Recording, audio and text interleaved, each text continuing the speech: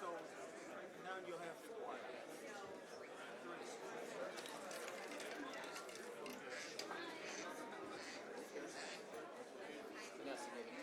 But is Oh, yeah.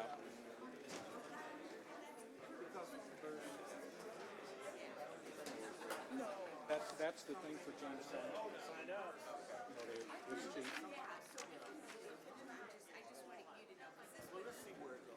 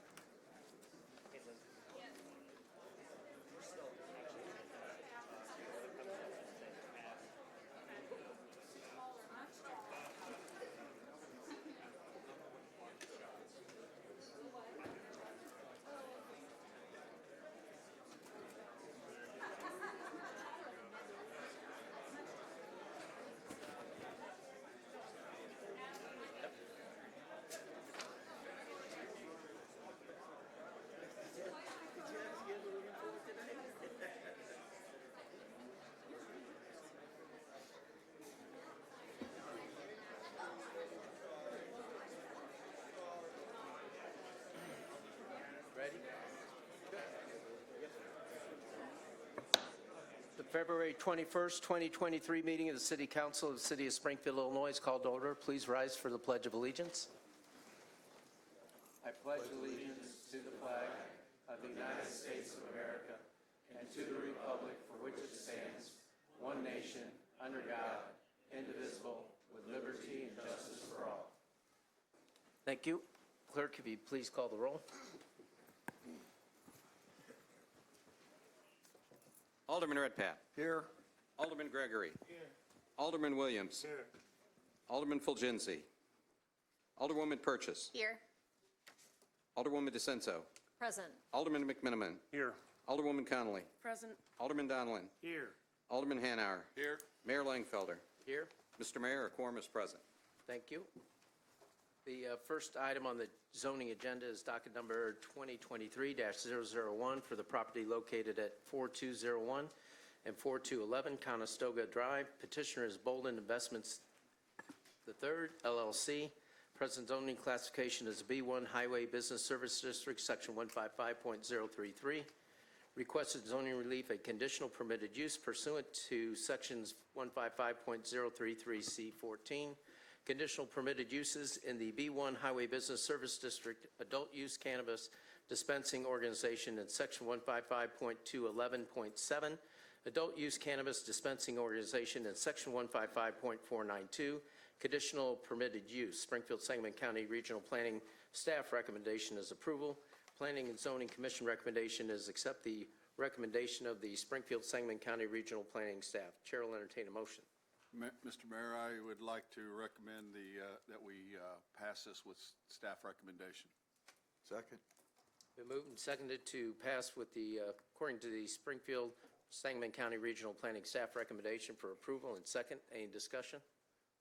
All those in favor of the motion vote yes. Those opposed vote no. The voting is now open.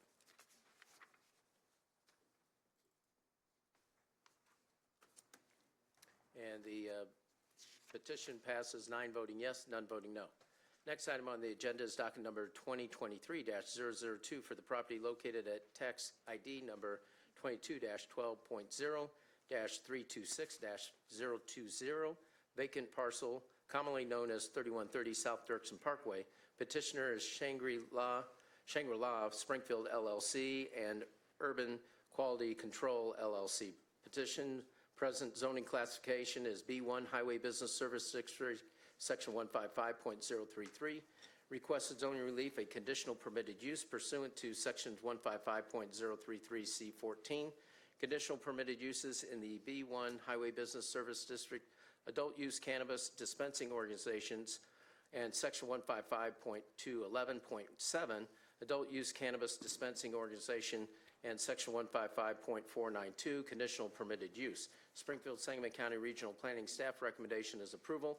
Planning and Zoning Commission recommendation is accept the recommendation of the Springfield Sangamon County Regional Planning Staff. Chair will entertain a motion. Mr. Mayor, I make a motion that we approve as recommended. Been moved and second to approve the Springfield Sangamon County Regional Planning Staff recommendation for approval. And second, any discussion? All those in favor of the motion vote yes. Those opposed vote no. The voting is now open.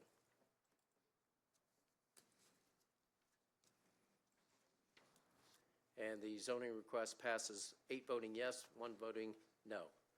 Next item on the agenda is docket number 2023-003 for the property located at 700 North MacArthur Boulevard.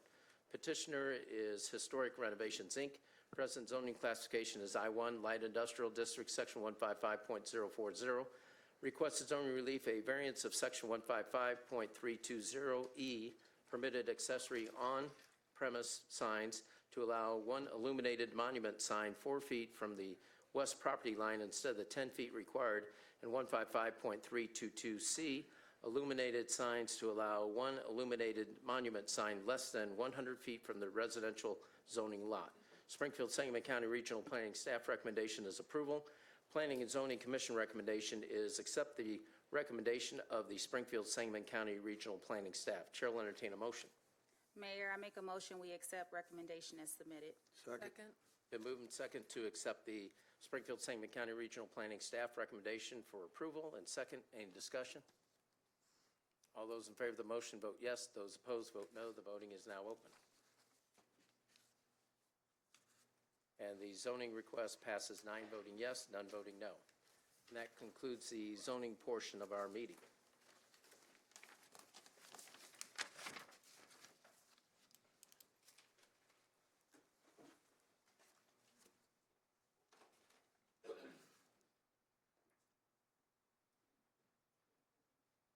Told you we'd get you out of here.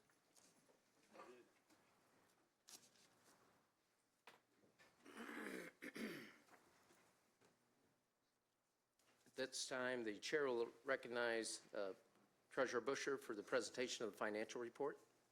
Thank you, Mayor Langfelder. The corporate fund had a beginning balance in the month of January of $63,333,089. We took in total receipts of $10,652,586. We had total disbursements in the month of January of $9,821,162, which left the corporate fund with an ending balance of $64,164,513.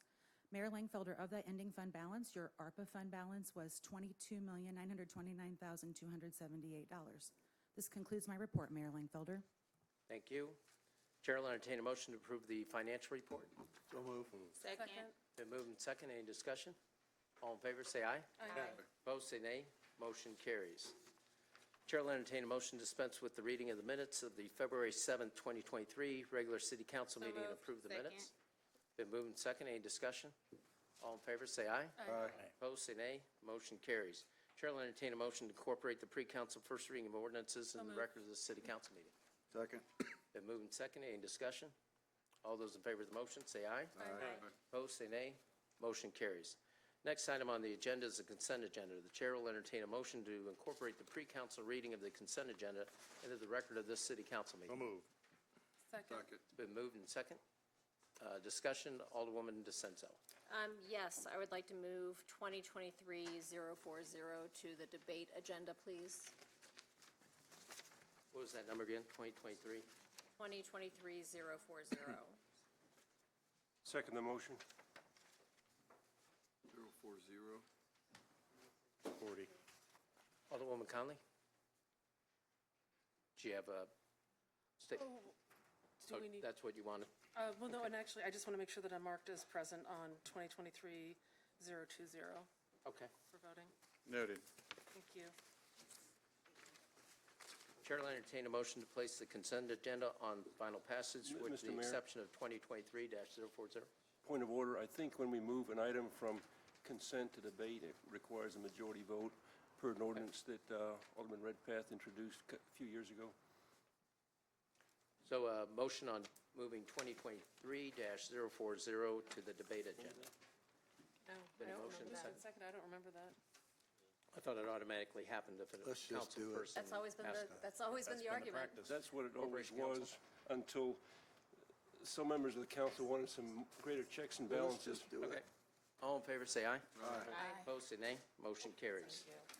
Chair will entertain a motion to place the consent agenda on final passage with the exception of 2023-040, which is on the debate agenda. So moved. So move. Been Second. moved and second. Any discussion? All those in favor of the motion vote yes. Those opposed vote no. The voting is now open.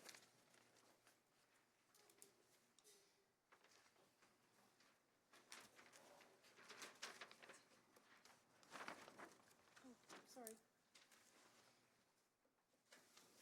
And the consent agenda passes, 9 voting yes, none voting no. This time, I'd like to recognize Roger Holmes for the Inspector General's report. Thank you. Thank you, Mr. Mayor, members of the City Council.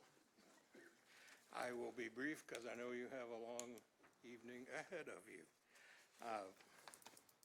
I have one report only to give tonight, and that is 2020, actually it should read 2023 OIG2.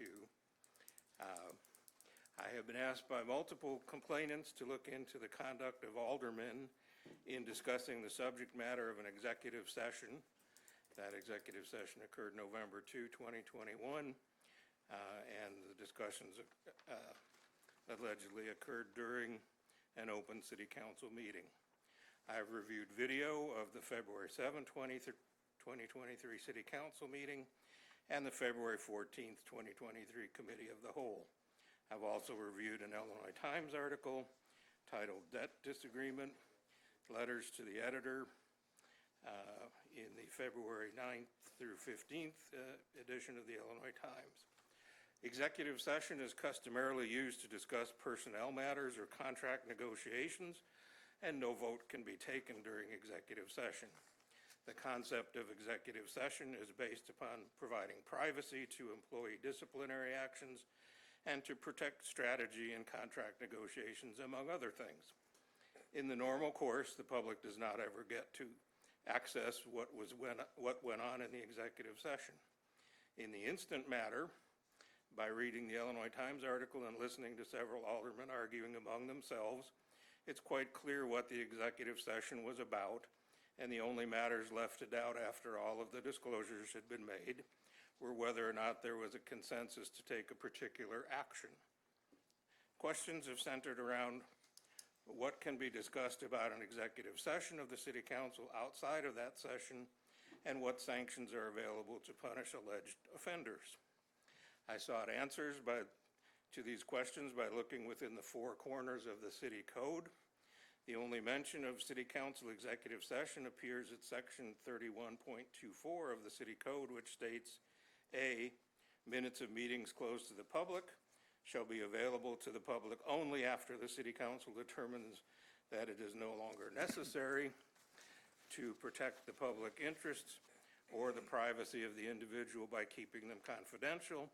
And B, the verbatim recordings of closed meetings shall not be open for public inspection unless the City Council determines that the verbatim recording no longer requires confidential treatment or otherwise consents to its disclosure or otherwise as provided in the Illinois Open Meeting Act, which I found no correlation or application to this situation. Section 31.24 deals only with keeping the minutes of recordings private, except by vote of the City Council to release them to the public. This section is silent as to whether or not it is improper to discuss the subject matter of the executive session outside of the executive session, nor does it deal with any consequences of failure to keep the executive session meeting minutes or recordings confidential. While common sense should prohibit such discussions, this lack of guidance clouds the issue. I searched again within the four corners of the city code for the consequences of aldermen or executive branch elected officials violating any provisions of the city code and found but one scant reference at section 3101 titled Rules Expulsion. This section reads, "The City Council shall determine its own rules of proceeding and punish its members for disorderly conduct with the concurrence of 2/3 of the aldermen elected. It may expel an alderman, but not a second time for the same offense. That's verbatim from your city code. Again, this section is worded in a confusing manner. It would seem that expulsion would be just for a single meeting based upon the language, then an alderman may not be expelled a second time for the same offense. The section is also silent as to when the expulsion would occur, but again, common sense would dictate that if an alderman was disorderly during a meeting, the remaining aldermen could vote on expulsion from that meeting. There is nothing to state that the expulsion could occur at a subsequent meeting, and such late punishment would not have the effect of calming and returning a council meeting to normalcy by the immediate expulsion of the disorderly alderman. I commend the City Council's action tonight, just taken moments ago, in adopting Ordinance 2023-050, which is a resolution to release the record of what occurred during the November 2nd, 2021 executive session.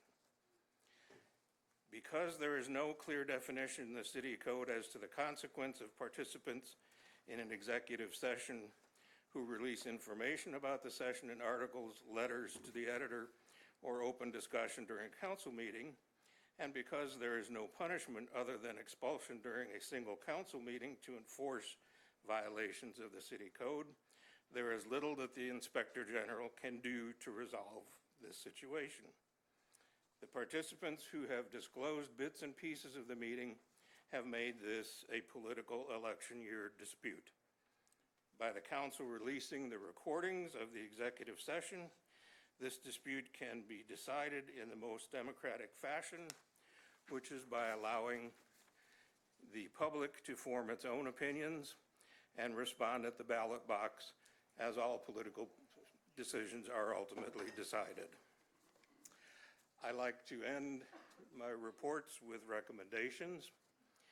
It is my recommendation as Inspector General that the City Council review the City Code to add more definition to the description of executive session in Section 31.24 to specify the consequences of breaching the confidential nature of the executive session, and by revising Section 31.03 to bring clarity as to whether or not the expulsion process contemplates a removal from a single meeting or a more permanent action.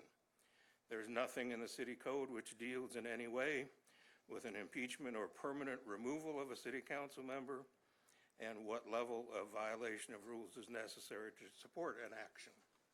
And one thing that I don't state in my report, and you'll receive a copy here momentarily, is I, as Inspector General, report to you as the Ethics Commission. You voted that all 10 members of the City Council are the Ethics Commission, so you don't need the Inspector General to tell you when you can and cannot act, but you probably need to be adopting some rules of ethics for the City Council in the future. Speaking of endings, this, ladies and gentlemen, will be my last report to you. I am saying a word I have difficulty in saying in my life, and that is I'm going to retire as Inspector General. I have asked the mayor not to reappoint me March 1st, as would normally be expected to occur. This has been an incredible honor for me to serve as the first Inspector General for the city of Springfield. Sometimes we were charting new ground, sometimes we were learning along the way, but one thing is clear to me. This position is important to open government. It's an important voice for people to inquire into the actions of their government, and it's one that I encourage that you continue long into the future. The backup Inspector General, Judge Mielek, has agreed to serve in the interim period, and I thank him for being backup for these 7 years, I guess, that we've been at this adventure. I've known Judge Mielek since we both were very young lawyers in Springfield, and he is a man of great integrity. And the fact that you appointed a backup inspector general before I had a conflict of interest was the transparent way to do it. If I had a conflict of interest and then called upon you to pick who should hear a case in which I had a conflict, that wouldn't be good government. And being in a firm with 30-plus lawyers, I've had conflicts over the years, and I thank Judge Mielek for his great service in backing me up, and I thank you for this great opportunity. Well, thank you, Judge Holmes. You've done an outstanding job. We couldn't have asked for a better Inspector General, so we appreciate you ushering through the infancy of this process. I don't know if there's any other questions or comments for Judge Holmes. Well, thank you very much. Thank you. Thank you all. Enjoy your retirement. Congratulations, Judge, on your retirement. Baby steps. I still have many other hats I'm wearing, but thank you very much. Thank you, Your Honor. Agenda number 2022-384, 2022-463, and 2023-001 remain tabled or in committee. Is there any action on any of those? Next item on the agenda is, Alderman Redpath, sorry. Mr. Mayor, I'd like to make a motion to hold 2023-007 in committee. Second. Been moved and second to move 2023-007 back to committee and second. Any discussion? All in favor, say aye. Aye. Aye. Opposed, say nay. I'm Motion present carries. on this one. Next item on the agenda is 2023-008, an ordinance amending chapters 170, 172, and 94 of the 1988 City of Springfield Code of Ordinances as amended, adopting updated international codes and fire safety codes for the Office of Public Works. Chair will entertain a motion to place agenda number 2023-008 on final passage. So moved. Second. Been moved and second. The chair will entertain a motion to accept the proposed amendments. Second. I'll make a Like- motion. So Clarify moved. the amendments. Second. Counselor, Yeah, you may recall that you'll have to turn on your mic, please. You may recall at the Committee of the Whole, Director Bottom had mentioned that there were a couple of amendments. I think he circulated those, and you also have copies, but they're purely of a technical nature. One set of the amendments simply is changing the date to make sure that it's in conformance. The other relates to certain sections of the fire code. And again, these were items that bring us up to date, and I don't know if Nate is here, wants to address it, but brings us consistent with other governing bodies. So it's really just an update, and I think it's supported by all the various groups that regularly deal with the building code and fire code. Yeah, that's correct. I'm here for any questions. Alderman Conley, I was just wondering, do we have members of the public sign up to speak on this ordinance? on what was that? I'm sorry. On this ordinance? I don't remember if we had someone to sign up to Yeah, speak. Dean Graven's going to come up and speak. Should we take a vote on the amendment first? Yes. And the amendment was for the knock box and that again? So- Correct. Okay. Thank you. Yes. Any other questions on the amendment? All in favor, say aye. Aye. Opposed, say nay. Motion carries. All those, discussion, we'll have Dean Graven, if he's here, come forward.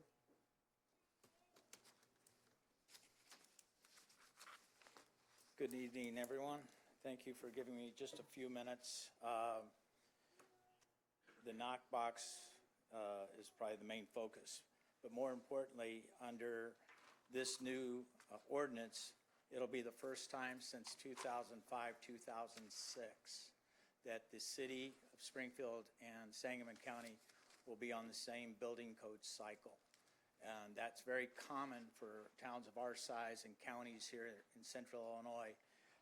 It's taken, I have to say, 12 years for this to happen, and I'm hoping with the input from Nate and the building department and the county, we have come to an agreement that we will be in the future on a 6-year cycle. And this is good for our homeowners, our landlords, and actually for the city and county. This way, we're building to the same code cycles, and it's easier to enforce, as simple as a line in the middle of a street defines you're in the county or you're in the city. We spent a lot of time with this code. The fire code falls within the International Building Code, and when this was first given to us, it had a requirement for all new homes and all new duplexes to have knock boxes put on them. If you're not familiar with what a knock box is, it's typically on commercial property. It is a secured box that only has openings with a key from the fire department that they can gain access, so they don't have to knock in doors, destroy property to get in to put out a fire or to provide assistance for somebody in the building. So we went back and forth with good language, and again, commending Nate, Josh in the building department, Ed, you've been wonderful to work with. We have now taken that out, and with the help of the fire department and with the Realtor Association and the Springfield Home Builders Association, we're going to be working with the fire department with a grant they received, and you will now be able to request, the homeowner or landlord can request to have a knock box put on that house for somebody that has mobility issues or a senior citizen that falls frequent. And I'm speaking from experience. This last year, both my parents passed. Many times, fortunately, they had a system, but it called me and not the 911 when they fell. This way, the fire department will be able to install a knock box, home box, specifically for those homes, not having to knock down doors and destroy property to provide good safety and assistance. We're going to be working with the county to see if they can come up with the same type of process, but Ed's done a wonderful job with this, and I really, really want to thank you all for allowing us to make these recommendations and changes. It shows when the city and the private sector do get together, good things can happen. And of all the things that we have in this world, the more good things we have, the better off we all are. So I thank you for your time and the motions that you've made. If there's any questions, I can answer them. Otherwise, I'll step away. Thank you. Any questions or comments? Thank you, Dean, for coming in. Thank you all. Thank you. Any other discussion? All those in favor of the ordinance vote yes. Those opposed vote no. The voting is now open. As amended. Sorry. I'm a yes on this. I don't know why mine isn't There working. it goes. And the ordinance passes as amended, 9 voting yes, none voting no. Next item on the agenda is 2023-032, an ordinance approving the appointment of Brian Sylvester to the Springfield Convention and Visitors Advisory Board. Chair will entertain a motion to place agenda number 2023-032 on final passage. So moved. Second. Been moved and second. Any discussion? I know he's here. If you'd like to introduce yourself, that'd be great. Thank you. I'm Brian Sylvester. Gene Jacino contacted me and thought that the advisory board would see some advantages of having some fresh new ideas, and I'm here to ask for your consideration. Great. Thank you. Thank you. Any other discussion? All those in favor of the motion vote yes. Those opposed vote no. The voting is now open. And the ordinance passes 9 voting yes, none voting no. Next item on the agenda is docket number 2023-033, an ordinance approving the appointment of Jessica Rubinkowski to the Library Board of Trustees. Chair will entertain a motion to place agenda number 2023-033 on final passage. So moved. Second. Been moved and second. Any discussion? I don't know if she's here. Oh, yep. You'd like to come forward as well? Introduce yourself. We'd appreciate it. Hello, my name is Jessica Rubinkowski. Excuse my voice, I'm getting over an illness. I am a traditionally published author with HarperCollins, and I applied for the Lincoln Library Board because I have a passion, especially for young adult fiction and giving that to children and getting it into the science. So thank you for your consideration. Well, great. Thank you very much. Thank you very much. Any questions or discussion? All those in favor of the motion vote yes. Those opposed vote no. The voting is now open. And the ordinance passes 9 voting yes, none voting no. Next item on the agenda is docket number 2023-040, an ordinance authorizing execution of a redevelopment agreement with HMN Properties LLC for financial assistance for the property located at 618 through 622 East Washington Street, utilizing Central Area Tax Increment Finance Funds through the Office of Planning and Economic Development for an amount not to exceed $600,000. Chair will entertain a motion. So moved. Been moved. Is there a second? Motion for discussion. Second. Moved and second for discussion. Alderwoman DeSenza. Thank you. I had concerns about this project from the beginning. And then once we put it on consent agenda last week, I think a lot of us heard from our constituents about this project and how it doesn't really fully live up to the TIF standards. And then we got a letter from Landmarks Illinois today stating just that this does not meet the minimum TIF requirement. I'm not against this project. I just have concerns about this project. So whether we need clarification, whether we need to hold it till we get more clarification, whatever we need to do is what we should do. Yeah, ask Tony to come up. Thank you again for your time today, and thanks for your support. Thanks for your question. I too saw a copy of that letter, and I've asked our outside counsel, Tony Shearing, to join us today. In a nutshell, I don't believe that letter was factually or legally correct, but I wanted you to hear from our counsel and get that clarification, which I think is very important. Thank you. Tony. Good evening, everybody. Before I get started, I've got a map and a list of addresses that I want to pass out. I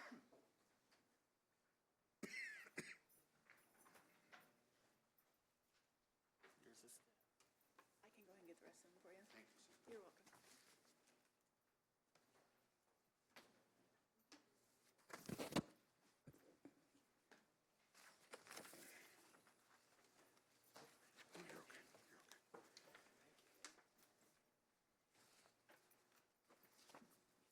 Okay.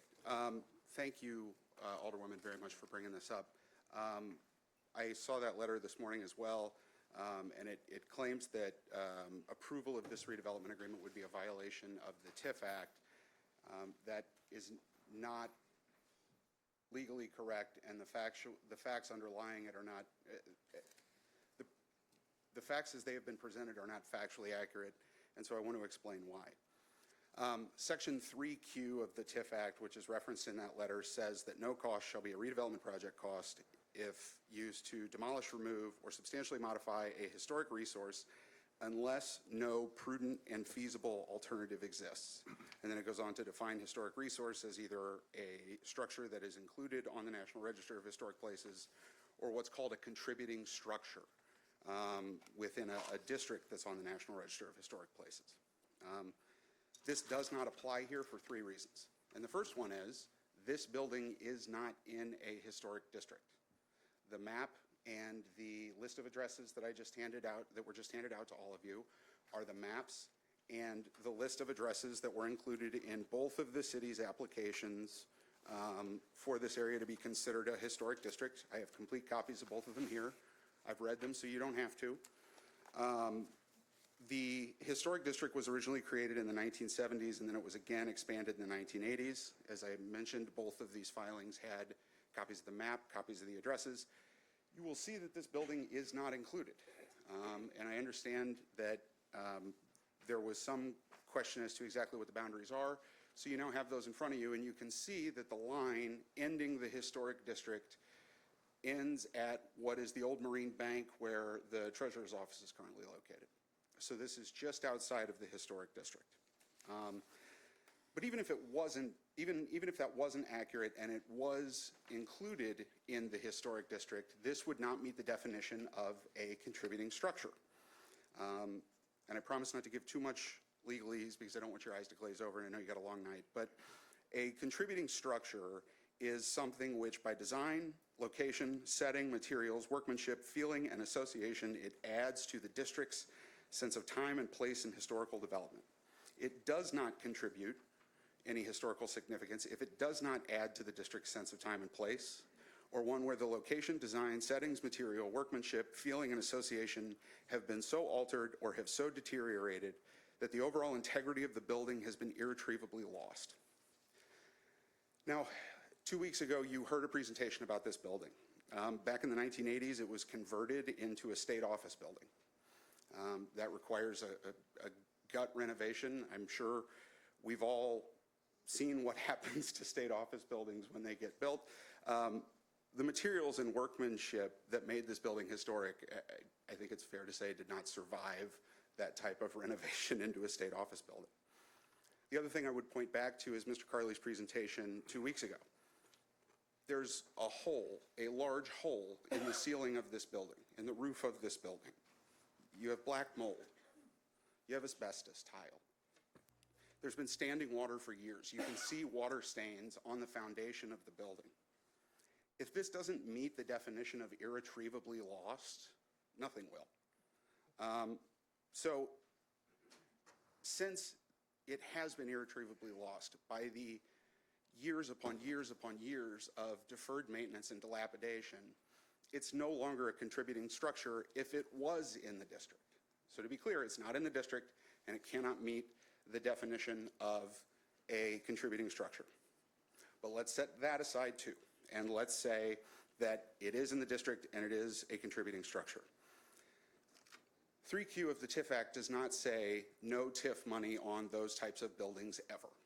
It says that it cannot be used unless no prudent and feasible alternative exists. And one thing I want to point out is the TIF Act fundamentally tells you as a city council what you can spend the money on, okay? So ultimately you decide if a reasonable and prudent alternative exists. And here, it's clear that one does not.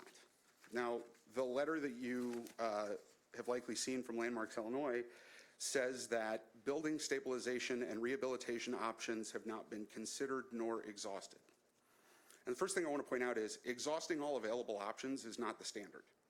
The standard is whether or not a prudent and feasible alternative exists. Now, one last thing I want to say before I explain why one does not exist is this job does not require you to check your common sense at the door. You decide whether that alternative exists, and you're allowed to use your common sense in making that decision. The history of this building tells you that no prudent and feasible alternative exists. As I mentioned, in the late 1980s, it was converted into a state office building. That was the last time that this building has received a substantial investment. So we're going on 40 years. But looking at just since June of 2010, there have been two owners of this building. One was Rolling Meadows, which is a former microbrewery that was just outside of Springfield. The whole time that it was owned by Rolling Meadows, it remained vacant. There was no reuse of the building of any kind. There was no rehabilitation. Since August of 2018, the building's been owned by someone who has experience converting downtown buildings into apartments. Again, there's been no investment. It's not been converted. The hole in the roof has gotten bigger. The mold has spread. The asbestos is still there. The standing water is still there. Common sense tells you that if a prudent or feasible alternative exists, at some point between 2010 and now, it would have made itself known. It doesn't exist. If this building was going to be redeveloped, it would have been redeveloped by now.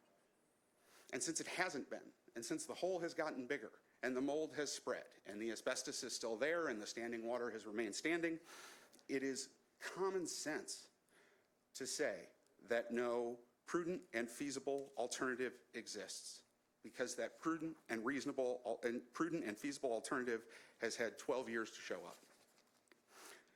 Since this is not within the historic district, and even if it was not a contributing structure, and even if it was, no prudent and feasible alternative exists, we ask that you approve this redevelopment agreement so that this building can be demolished and the site can be reused. And I'm happy to answer any questions that you have. Any questions, Alderwoman? No, I would just like to say that, when meeting with Horseman, I asked if they had consulted with the State Historic Preservation Office, because respectfully, what you're saying isn't necessarily true. If the State Historic Preservation Office does a 106 review on a building, they can decide what is compatible or what can be done or what cannot be done. So there is a process to go through this. I asked if that had been done. They said it had not. I am very familiar with Landmarks Illinois and with the State Historic Preservation Office because it falls under the Department of Natural Resources. So what we also learned during a presentation a few weeks ago was how many surface parking lots we have in Springfield and how we don't need any more. I understand the need and the want for parking. I get it, to be close and convenient. I understand. But the green space that was outlined in that presentation, it can hardly be called green space. So, if this is going to go forward for a vote, I'm going to be a no on this. But thank you for coming up to, provide some clarification, and I appreciate all your efforts, of course, but I can't support this. Alderwoman Purchase, or Corporation Counsel, do you want to go over the process? Yeah, there is, excuse me, there is After that. a little bit of complexity. This section does not apply to a demolition or removal or modification that is subject to the review by a preservation agency of a certified local government, which is the city of Springfield. So if the council determines that as a public policy, you would like to proceed with the use of TIF funds, the worst case scenario is that we would ask our Historic Sites Commission, Springfield's, to review and approve the demolition permits, which happens all the time, as everybody here knows. So the preceding parts do not apply to Springfield because we are a certified local government designated by the National Park Service. So the council may properly act if you would deem it an appropriate use for TIF funds or the project was appropriate, for downtown. Alderwoman Purchase. Well, I was just going to ask Corporation Counsel to weigh in on good. this, just to Very be good. safe. And then, just to be clear too, this building had been sitting for a while, and when I walked in it, some of the floors are, a few levels down. And I'm not for sure, what are we doing if it sits for another 5 years or another 10 years? Is there something in place for us to make this structure okay so it's safe for that block? Or, what do we continue to do? So I think that's why Horseman came forward. Yeah, that's part of the discussion is they were looking to purchase the building next to it and take it down, but they asked, the other one became available because of the deterioration, and so they asked if we'd be interested in helping out with that portion. That's what we chose to do. Alderman Hanauer? Oh, sorry, go ahead. When I saw the presentation and I walked into the building, it was alarming to know that we had a building sitting for that long with a big hole. Not a little tiny hole where it's just dripping, but a big hole and have floors that have caved in. And so that changed my mind to be supportive of this, and I'm not for sure if the city knew about it. Once people saw that presentation, people said, oh, we didn't know that building was under that condition, because you can't see it from when you're driving down the street. You don't know what's going on behind those windows. So I think that helped with the support that I'm doing tonight, and I am asking my colleagues to support this. Thank you. I'm just one vote. Alderman Hanauer. No Yeah, influence. thank you. And I think about Jerry Jacobson, who's no longer with us, that every time we'd have a building that was in disrepair, he would come up and he'd give his plea that it was a building that, we got to save it. But it seemed like it always happened, and the same thing here. They wait until they're in disrepair. Where are these people that want to come and save these buildings? Because they don't seem to care about them until they're so far gone. And then I remember asking Jerry, well, how much money is the Historical Society going to put towards renovating? Well, we don't have any money. And, we've got a situation where we've got a building that's dilapidated. The cost to renovate that building is more than what the building is worth. at this stage. Somebody's going to have some extremely, extremely deep pockets to even get it to the point where you can renovate it. And I appreciate, I want to keep our historic buildings, but I'd like to see people get involved more ahead of time and not let them get into this disrepair. And instead of every time we get somebody that buys a building, we've had them buy the old houses and that, they get into it and they find out that it's way too much money and they just can't afford it. Then they get in with our housing inspectors and they start getting cited and whatever. We've seen that before. That's, in the past. And they get in, they get way upside down. So I appreciate you guys getting these buildings and I'm going to support this because I really think that, like Alderwoman Purchase said, how long, if they don't get these buildings and they don't tear them down, how long are we going to have them sit? Who's going to buy them? And what happens if nobody buys them? Are we going to start hitting the owner for it?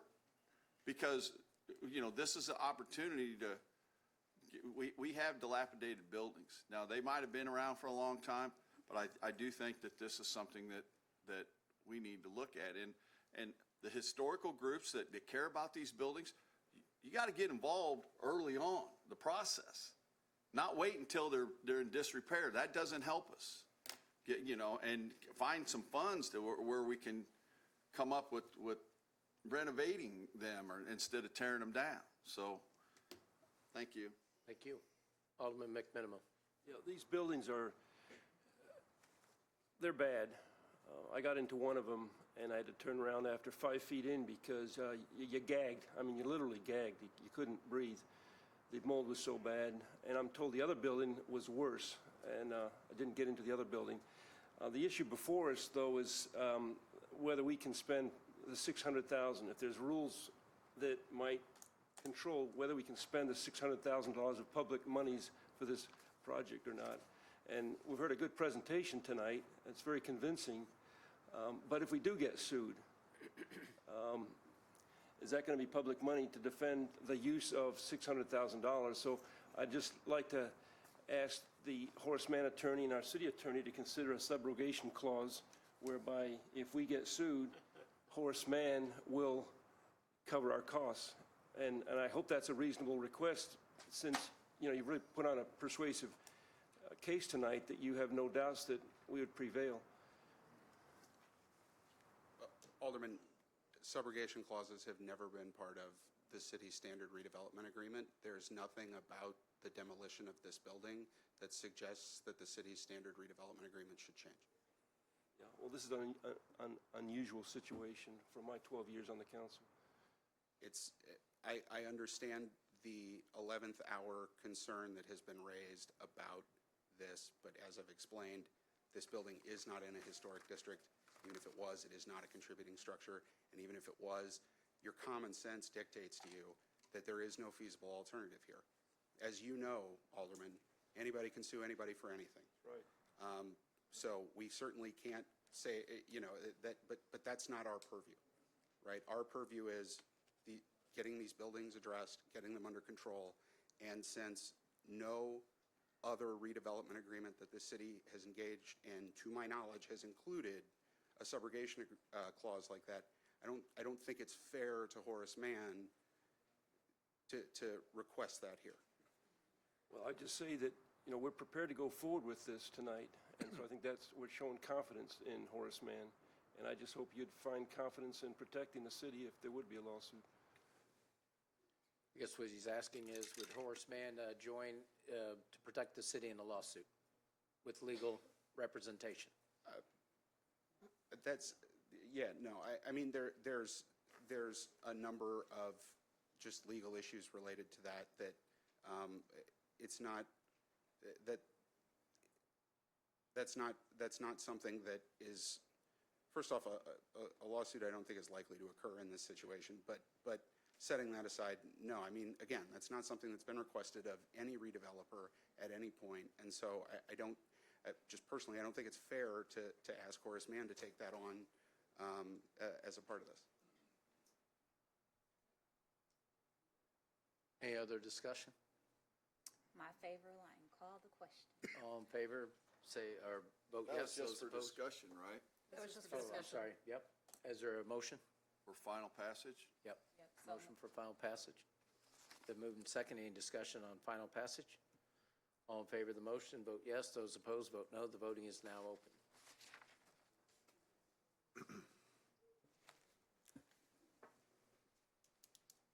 And the ordinance passes, 7 voting yes, 2 voting no. Thank you all very much. Thank you.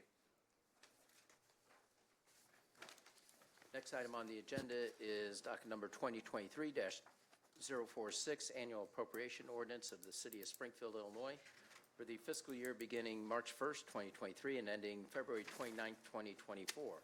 Chair will entertain a motion to recess the regular city council meeting and hold a public hearing. So move. Second. Moved second. Any discussion?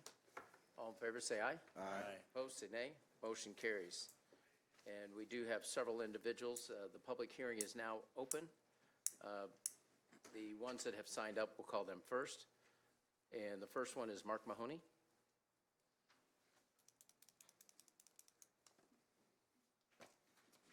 Point of order, if I can, is requirements for participating in the public forum have to pertain to the budget? Yes. Okay, Correct, Counselor? thank you. Thank you, Mayor Langfelder and city council members. It's nights like tonight, I don't miss you guys, so I wish you well, it's going to be a long night, I'm sure. But I'm here tonight, again, my name is Mark Mahoney. I'm here on behalf of Intercity Older Neighborhood Association, Springfield Intercity Older Neighborhood Association, commonly referred to as ICON. And as you all know, it's a grassroots organization that really focuses on neighborhood issues and asking for investment in our neighborhoods, as well as policies and services that focus on our neighborhoods, and particularly our older neighborhoods where the need is greatest in many cases. We just want to thank the council and the mayor for the budget process. There's a lot of, we think, pro-neighborhood initiatives in this budget, the FY24 budget, and we know there's going to be a lot of discussion tonight with amendments to add to that.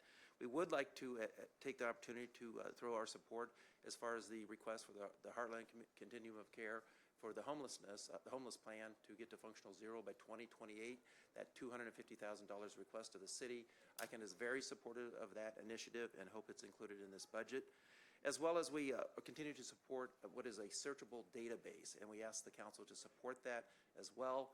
It's been commonly referred to as CityWorks, a searchable database where the public can access information, appropriate code violation information, and we ask that you continue to support that, as well as the training that is necessary for staff to be able to use that and function successfully with it. The other issue we always bring up is a full accounting of our vacant and registered property, and we ask you to please make that a priority. It's more of a decision to get it done than a budget decision, and it's something we'll probably be talking to as we move forward, but we know that that type of funding needs to be supported. The other item is that we ask to be included in the budget, or at least considered moving forward, is ICON has consistently asked for a city planner, and we ask the mayor and this council to consider putting that in the budget for FY24. We believe that's important as we focus on our comprehensive land use plan, as well as make sure that we're following that plan and also providing professional advice and having somebody on city staff that can assist with that. The other that we consider a very easy request and a very small item in the budget is to broadcast the Planning and Zoning Commission hearings. The council meetings, the Committee of the Whole do a fantastic job the way it's broadcast. Julie Internoff's Communication Office, the way it's put on YouTube. There's so many ways to hear and listen to what you guys do here and the public policy decisions that you make. But a missing piece is that Planning and Zoning Commission, those hearings, because they provide input and a lot of advice to you before you make your decision here. So we ask you consider broadcasting that similar to you do with the council meetings and the Committee of the Whole meetings. The other thing we ask that is to expand the large item pickup, to think about that. Clearly, with the fly dumping, it still occurs in the city. We have issues with our garbage, with a lot of the larger items, especially in the older parts of the city, whether it's couches or appliances. There is a service, and the Habitat does a fantastic job, but unless it's made more user-friendly and more comprehensive, we think a lot of that's going to continue. We ask you to consider funding to support an expansion of that program. And finally, and I'll be done, is what I call the COVID money. The American Recovery Act we ask that you make sure that that money is spent on one-time items. It's fantastic, I think, what you're doing with the firehouses, some of the other spending that kind of fits that profile. But anything that's left over, even after this budget process, if there's funds still available, we ask that you designate that for one-time spending. And that we, at ICON, believe that those funds should be used for those investments in infrastructure. And a lot of the older parts of the city where we have the country roads, we don't have storm sewers, we don't have curbs and gutters and sidewalks, and come up with a plan and gradually implement it, and using some of that COVID money for those one-time expenditures. And we ask you really take that very seriously, because once that money's gone, it's gone. And I know you all know that. So that is our ICON pitch to you as you go through this budget process. And again, I thank you, because I know you guys put in a lot of time, been very transparent in this process, and done a fantastic job. So thank you. Thank you. Thank you. Alderwoman Conley? Thank you. Yeah, and I just want to address some of the issues that Mr. Mahoney brought up. I do think that there are some topics in there that we can probably look at a little more closely, even just later in the budget year, and just in terms of kind of reallocating. I would love to have our planning and zoning meetings broadcast and saved. It's something that I think would be important for us as council members to be able to watch, but to maybe not have to come down here. No offense, would be nice. So I would certainly like to see, Mayor, if we could look into what that would cost and consider adding that later but not tonight as a separate budget item. Thank you. I'm not adding another amendment there. Is our sound working? I just got a text that it's not. Yeah, it's not, let me read it. Let's see. And maybe have working sound for them, too. WMAY, YouTube has sound. City of Springfield, YouTube has sound. Comcast Cable, 18 and AT&T has sound. The city website stream does not have sound, but you can access it through the other measures. Mayor, I'm sorry. Yes, If it's Alderwoman possible, if we could have some sort of a note go up on our website to redirect people to other venues. Sure. This is a common occurrence where we lose sound on that, one way or another. If we could just have a note that goes up, says, Right. Go to Redirect. WMAY or YouTube. Okay, I would Yeah, we'll write look it, into but that. I didn't bring a sign. thank you. Next, we have Don Hanrahan has comments regarding CWLP.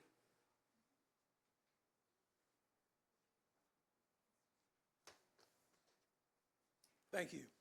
The recent budget presentation from CWLP revealed we face numerous infrastructure expenses for things the city actually needs, desperately needs, but plans on spending for one that we don't need. There are dozens of miles of leaking, failing 60 to 80-year-old water mains that cost $1 million a mile to fix. They're so bad that one neighborhood has sludge coming out of their faucets. There's 85 years of phosphorus-laden mud at the bottom of Lake Springfield that's reduced our water capacity in the lake by 20%. It'll cost $150 million or more to dredge the lake, but if we don't, the increasing problems of taste and odor are going to continue and get worse, and we even risk cyanotoxin poisoning of our water supply. A long-delayed watershed program to address incursions of sediment in the first place is also costly, but CWLP wants to spend only a fraction of the tens of millions of dollars needed to implement critical watershed protection.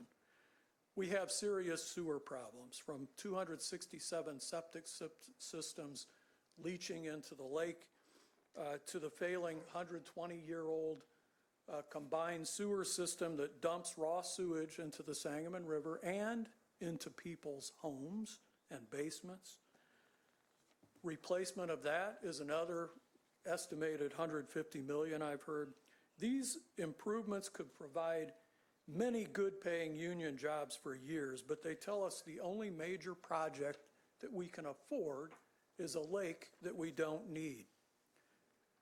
Despite objective proof at their own presentation that water sales have declined over 14% since 2014 and are expected to remain flat, behind the scenes, they're telling the Army Corps of Engineers that by 2025, there will be 25% more water sales and increase every year after that, that population growth will exceed anything Springfield has seen in decades.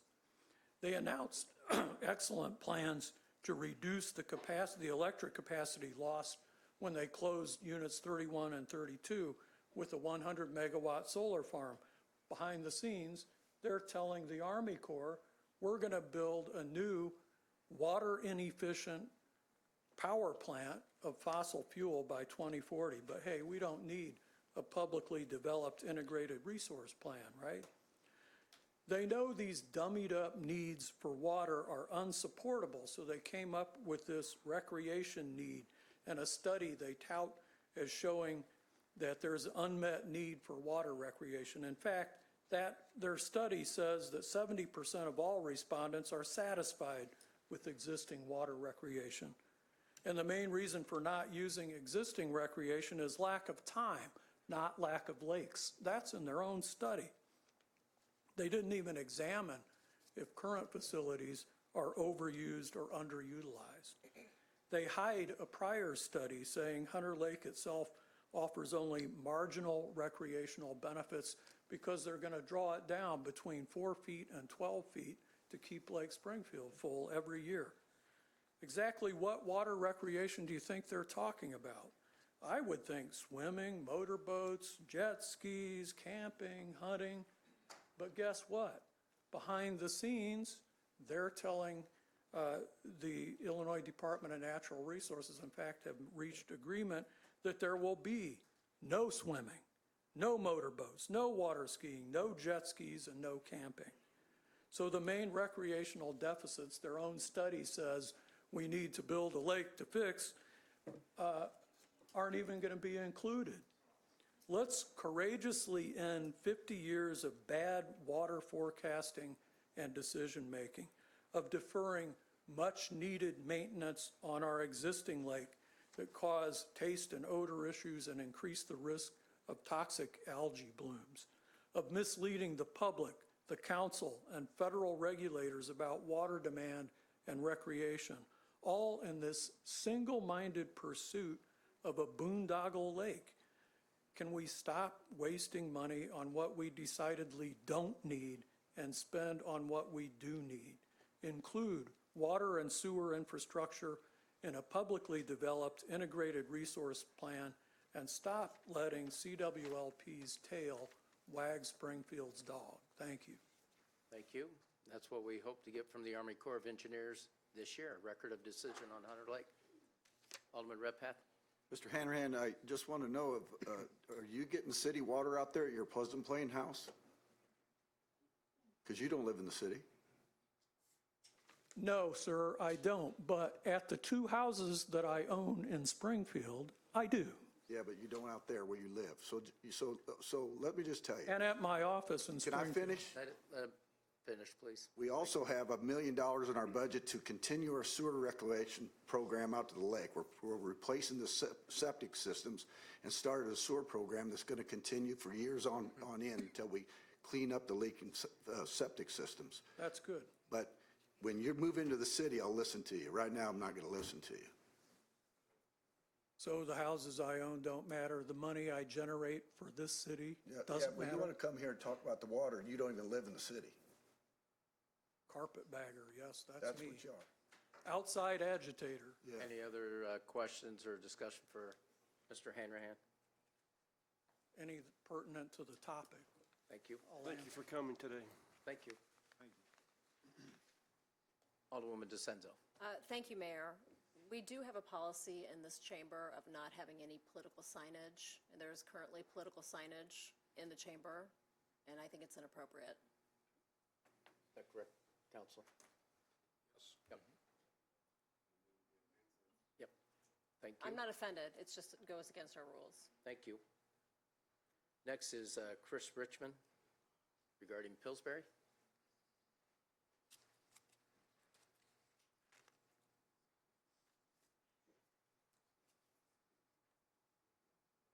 Chris Richmond, President, moving Pillsbury forward. I'll keep it very brief. See my time. Okay, there we go. I'll keep it brief, though. I know it's going to be a long night. Look, we've made great progress over 3 years since I came here about 3 years ago and and started pressing the issue. Look, we took possession of the site in March, Moving Pillsbury Forward did, of last year. We've made great progress. We've set the table for demolition to take place. Highline number is $9.1 million to get everything that's on that site demolished. We've got $2 million coming in from the federal government through a congressionally directed request through Senator Durbin's office. So that brings that number down to $7.1 million. I sent out a Pillsbury project update today. I believe all of you should have that in your email inbox, so I won't belabor it. But I would like to see some sort of funds within the FY24 budget so that we can work with demo contractors and get the momentum of the project continued further along. We obviously still have a gap funding that we need to take care of, and I need to be able to go up to the State House and lobby for those funds. And there'll be great utility in that, in having funds within the city budget for me to do that. So that's what I asked tonight. You know, I put in a request for $1 million, $500,000 in this budget, and $500,000 in the next year's budget. You know, I know there are a lot of competing interests out here, but we've got a generational project here that we're really right on the cusp of having resolved. So I appreciate your time and consideration. Thanks so much. Any questions? Alderman Gregory? Yes, thank you. Can we hear me? I appreciate you, Mr. Richmond, for working on this project. I've been, sorry, my mic's broke, so I gotta talk a little differently. But I've been at the table on this project since the get-go. Am I correct in that? So you sent me and Roy your proposal, correct? Yes. You sent us your proposal? I did. For Pillsbury. And we told you that we're going to look at it, and we're going to look at it to put it in the budget. Is that correct? Is that what our conversation was? So what I'm getting to is that I'm looking on these amendments, and I know I haven't talked to you. Roy hasn't talked to you since the last time we told you that we would put in what you requested. Right. But there's other council members. It's in his ward. I got the neighborhood. But you don't even give us the common decency to call us and respect us as men. I'm tired of it, and we can smack our lips because I'm just getting started. That's disrespectful. Come on, man. I've been there since the beginning. I remember when nobody wanted to do it. Huh? So now we playing politics. I'm talking, I got the floor. And you go over to our west side aldermen, my colleagues, and I have to reach out to them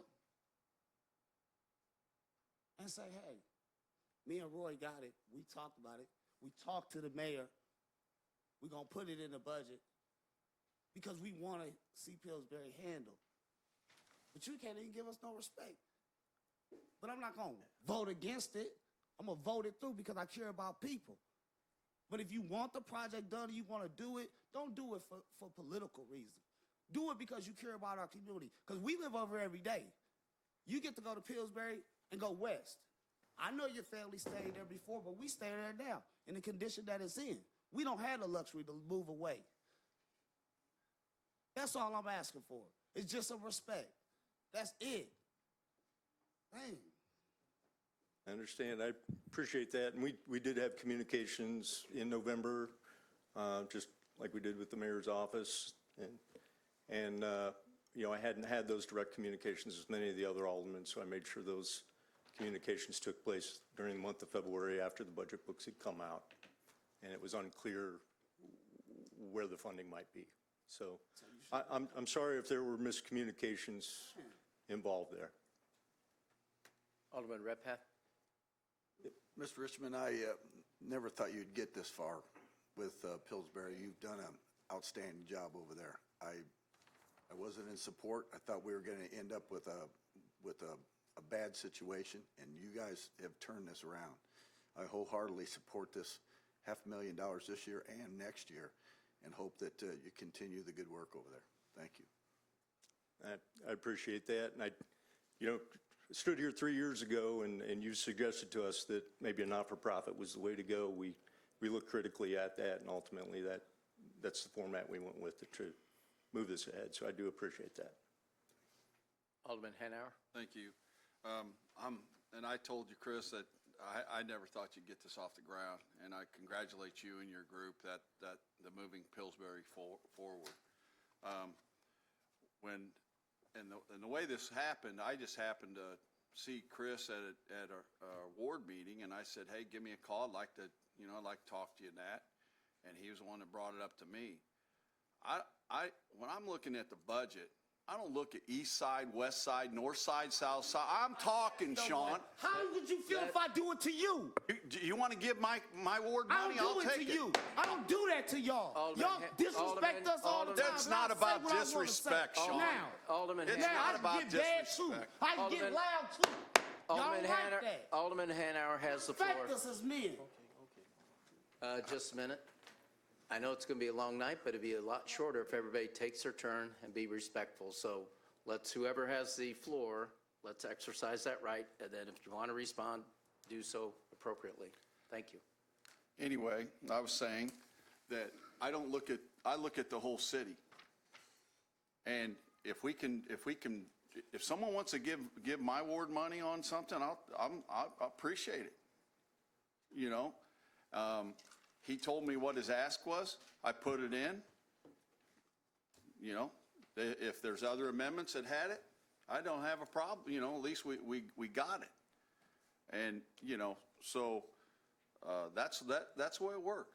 It's not about disrespect. It's not about disrespect. If you want to put some money over my ward, thank you. I appreciate it.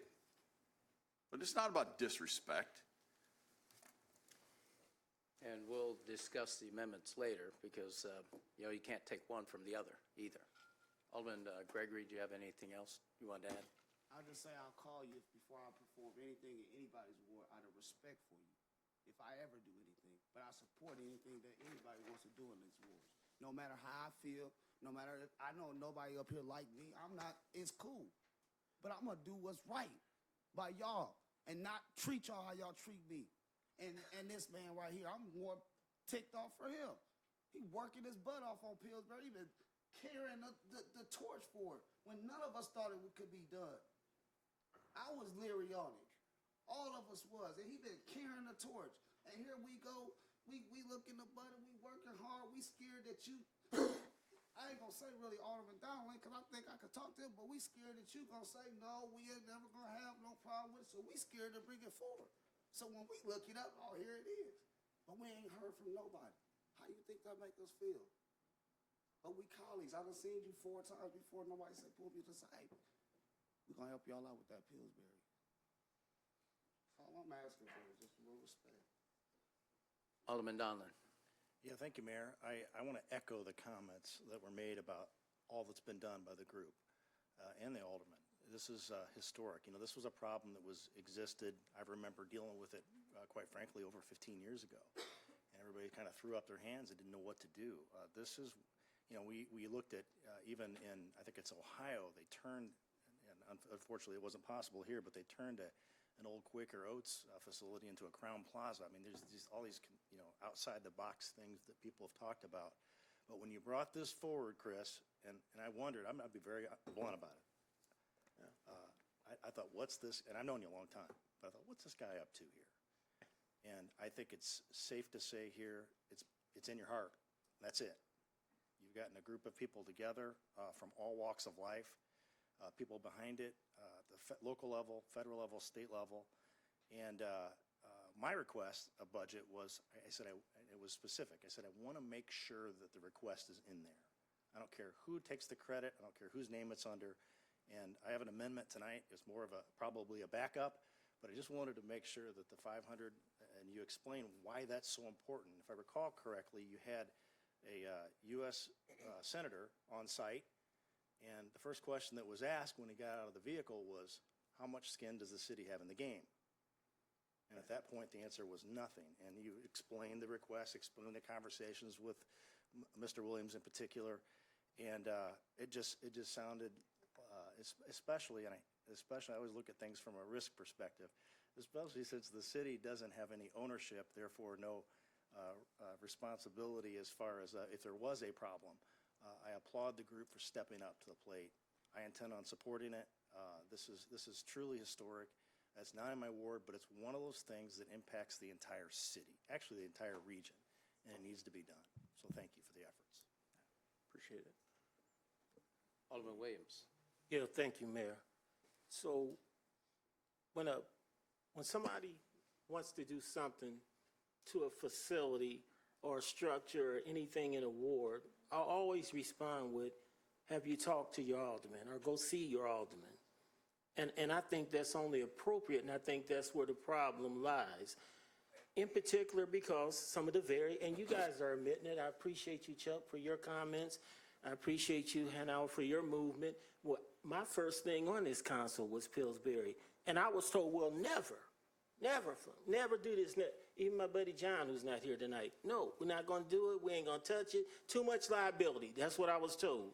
So I spent many meetings with the community, with all these different people to try to support moving Pillsbury forward. You know this, Chris. The problem comes in when, in our meetings with the mayor, the county, all these people, I didn't see Hanauer in the meeting. I didn't see Donlin in the meeting. Wasn't invited. So I'm just trying to say why we're where we're at tonight. But now the amendment's coming, one of them is being proposed through them, and that's where it looks disrespectful, or like, well, we're going to do this for you. I would never do that to them. That's what I could tell you. I would say check with your alderman and do your things. When not only was we meeting with the mayor and all these other people, when we did the community meetings, when we was with the Pillsbury Homeowners Association, all the different, and we was meeting, they was not in the room. So I think you should have knew better, because I have an amendment that's saying $250 million over the next 4 years, totaling $1 million. That's my amendment. Because Pillsbury is located in Ward 3, and this is the way I thought from all the meetings and from all the talking I did. I didn't take it as bad as my counterpart when we look and we see, here this comes. You know, from West Side Alderman, he's right, because they tend to do this. They tend to speak on many subjects about many things, and that's fine, because they're right, we are one city. But when we got it rough and ain't nobody supporting, and we battle to get it respectful to where we find, you don't jump on the gravy chain and now and take over and act like you, and that's why I feel some kind of way, which is a little different than the way Alderman Gregory's doing. So I'm just asking my colleagues, just all respect each other about our wards. And when something's in our wards, start with us, the actual alderman, and then we will never have this respect, and you would never get caught up in the middle. I imagine you was just saying it to whoever would listen, you know, because that's how desperate we are for trying to raise these funds to get that stuff down over there in a safe way. I thank you for coming. I do think we've made much progress. I know we have, if they're on board now, if they're talking and supporting it now and introducing amendments. One thing about all this, this budget's going to have some money for Pillsbury, so I am satisfied. Just don't know what and how that's going to look yet. But I appreciate you coming, but I just think when you're out there doing your thing as moving Pillsbury forward, let's keep the players in the right row, if you would, please. If we need help or we want some assistance, we know how to pick up the phone and call our fellow aldermen. I never worried about it, because I know doing Pillsbury was doing the right thing, and I saw the momentum building. These folks out here, the public was going to tell them, hey, y'all need to be helping out moving Pillsbury forward. So and why he thinks it's political is because exactly opposite sides of town, really no clue, and they in the beginning was not on board. You may or you may not have known that. So that's why I'm saying let's just operate a little more careful in the future. Thank you. And one of the items I will remind everybody, Alderman Williams really pushed that we'd split the cost with the EPA with the Springfield Segment Growth Alliance. Yeah. I think that was about $250,000, so we did invest in getting to the point of demolition, and the city council supported it, so we appreciate everybody's support on that. And looks like we'll have some funding of Pillsbury moving forward. Alderman McMinimum. Yeah, there was an easy solution to this, which was to reach out across the horseshoe and say, let's get a joint amendment for $500,000 and have 3 aldermen's names on it. And I think that was the easy solution, and I don't know why that didn't happen. And I think you're taking a lot of hits, Mr. Richmond, but I don't think you're exclusively to fault with this. That's probably going to happen tonight. Alderman Redpath. You know, we had $1 million in 2 different ideas. So what are you gonna do? You guys need to combine these 2 ordinances anyway. Yeah, that will come. That will come. This is the public forum part, so. The point is that you're getting money and you need it. So, there we are. Thank you. All right, thank you. Oh, Alderwoman Conley. Thank you, Mayor.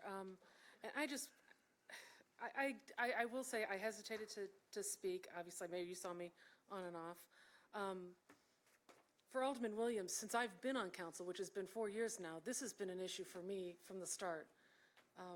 And I appreciate Chris Richmond came and took one of the biggest concerns that other aldermen had off the table, which was ongoing liability for the city of Springfield, should the city of Springfield take over that project. That is a huge drain on a portion of our city, and I get it. I'm a West Side ward that goes up to MacArthur. I can get to that Pillsbury plant in 15 minutes or less. We live in a small town, and we need to be very careful about dividing us up into quadrants as if trouble starts and stops in one area, and that's all it does. So this has been a concern, having an environmental liability like that in the heart of our city is not an issue for just one side of the town. West Side has concerns about making sure that the entire city is healthy, and I have been on board with this one since day one. So didn't introduce an amendment, but certainly I'm excited to see the progress that moving Pillsbury forward is doing, and the fact that we are actually going to be, in the end, making a major improvement to a dangerous environmental eyesore in our city. Thank you, Mayor. Thank you. Mayor, can I interject something real quick? Word for Broadcasting, who doesn't have a voice in here. They've initiated a new program the last 2 weeks. So they're doing a lot to really improve the system in here. And I want you to know there's a Facebook link up. They are answering phone calls and emails as people are calling in. There's 72 people currently right now on YouTube and streaming it. So I want to assure this is not a common problem that's going to be happening all the time. It's a new system, so if we can have just a little bit of patience with them, that'd be great. Thank you. Thank you, Mayor. Thank you. Next is... Sorry, are we streaming this meeting on Facebook then? Yeah. That would have been nice to have known before right now. I would have certainly shared And there is a link out there telling the people where to go. So Okay, thank you very much. Will that be a consistent factor of city council meetings now? that'll be up to Broadcasting's call, but I think so. I would appreciate that very much. I think I made that pretty clear during prior years. I've gotten a lot of support for people who want to watch, and streaming off Facebook is an easy solution for them. So thank you, Clerk. Right. Thank you. For letting us know that. Next is Charles Peters regarding the police budget. Thank you for the opportunity to speak here tonight, but I will defer to a future time to speak. Thank you. Thank you. Next is David Emerson. Thank you. Thank you. I, too, will defer to a future time to speak. Then Lindsay Carpenter. I also will defer to a different time to speak. Okay. Chairland, is there anybody else wish to address the city council regarding the public hearing on the budget? Your screen. Alderman Gregory. Are y'all leaving after this? Because I want to speak to you before you leave, because I don't see nothing on the budget. Oh, you'll have to use your mic. Sorry. I just want to make sure, is everybody leaving or y'all gonna stay? Because I want to speak to everyone, and if you're gonna leave, because I don't see nothing on this budget for what you're here for. But if you're here for whatever, for amendment, and it's not on here, please don't leave, because I want to speak with you. But if not, I'll speak with you now.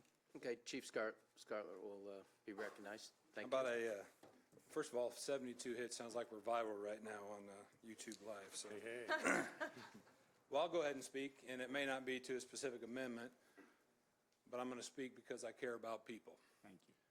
And I care about the 234 officers that are employed with the Springfield Police Department and their families, a majority of which are seated here today. I care about 117,000 citizens that make up the city of Springfield that encompass Ward 1 all the way to Ward 10. We don't care where people live. We respond to calls for service on a daily basis. That's our job. That's what we signed up to do, and we care about people. You know, it was a little less than a year ago when I personally asked the SPD officers to come show support and solidarity regarding a tragic incident that happened within our ranks. And tonight, as you can see, the council chambers are once again packed. And this time, I come in support of them. As a leader of this organization, I stood here a few weeks ago and discussed how it's impossible to put a price on the priceless noble calling of law enforcement. A noble calling that persevered through the challenges of COVID-19, persevered through the nationwide George Floyd events, and most recently, the tragic incident in our community involving EMS. Additionally, we all discussed what it means to put on body armor at the beginning of each shift and kiss your family goodbye, not knowing what dangers lurk around the corner. And you all know, but I'm going to repeat it, it was just a few nights ago that danger became a reality for one of our officers who was nearly struck by gunfire. And only by the grace of God was that officer not struck. And he's here present tonight. And it was the use of tactical training, patience, and professionalism that allowed this potential tragedy to turn into yet another peaceful resolution by the Springfield Police Department team, and I'm extremely proud of each one of them for that. I would also remind you at the budget hearing, I stated that every member of this agency deserved to be compensated in accordance with comparable agencies. That includes officers, detectives, sergeants, lieutenants, commanders, deputy chief, and the assistant chief. And each one of those ranks is represented here tonight. After all, we are the capital city. Prospective candidates should desire to come work for this agency. And that should be for a myriad of reasons. One of which I hope is the great leadership that's displayed at all ranks. Additionally, the many opportunities available. And just as importantly, the competitive salary. And so as I stand here as a leader of the SPD, I ask you all, as the leaders of the city of Springfield, do what's right when it comes to supporting and your continual support for the Springfield Police Department.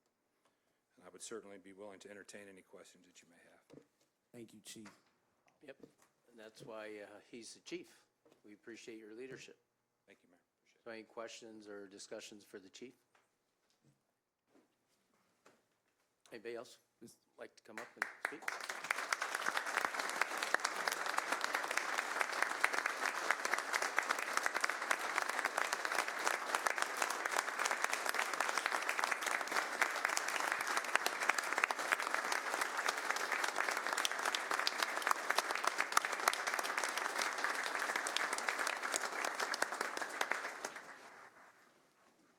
Mr. Mayor. Is there anybody else from the public that wants to address the council regarding the budget at this public forum? Come on up and state your name and address for the council. We'd appreciate it.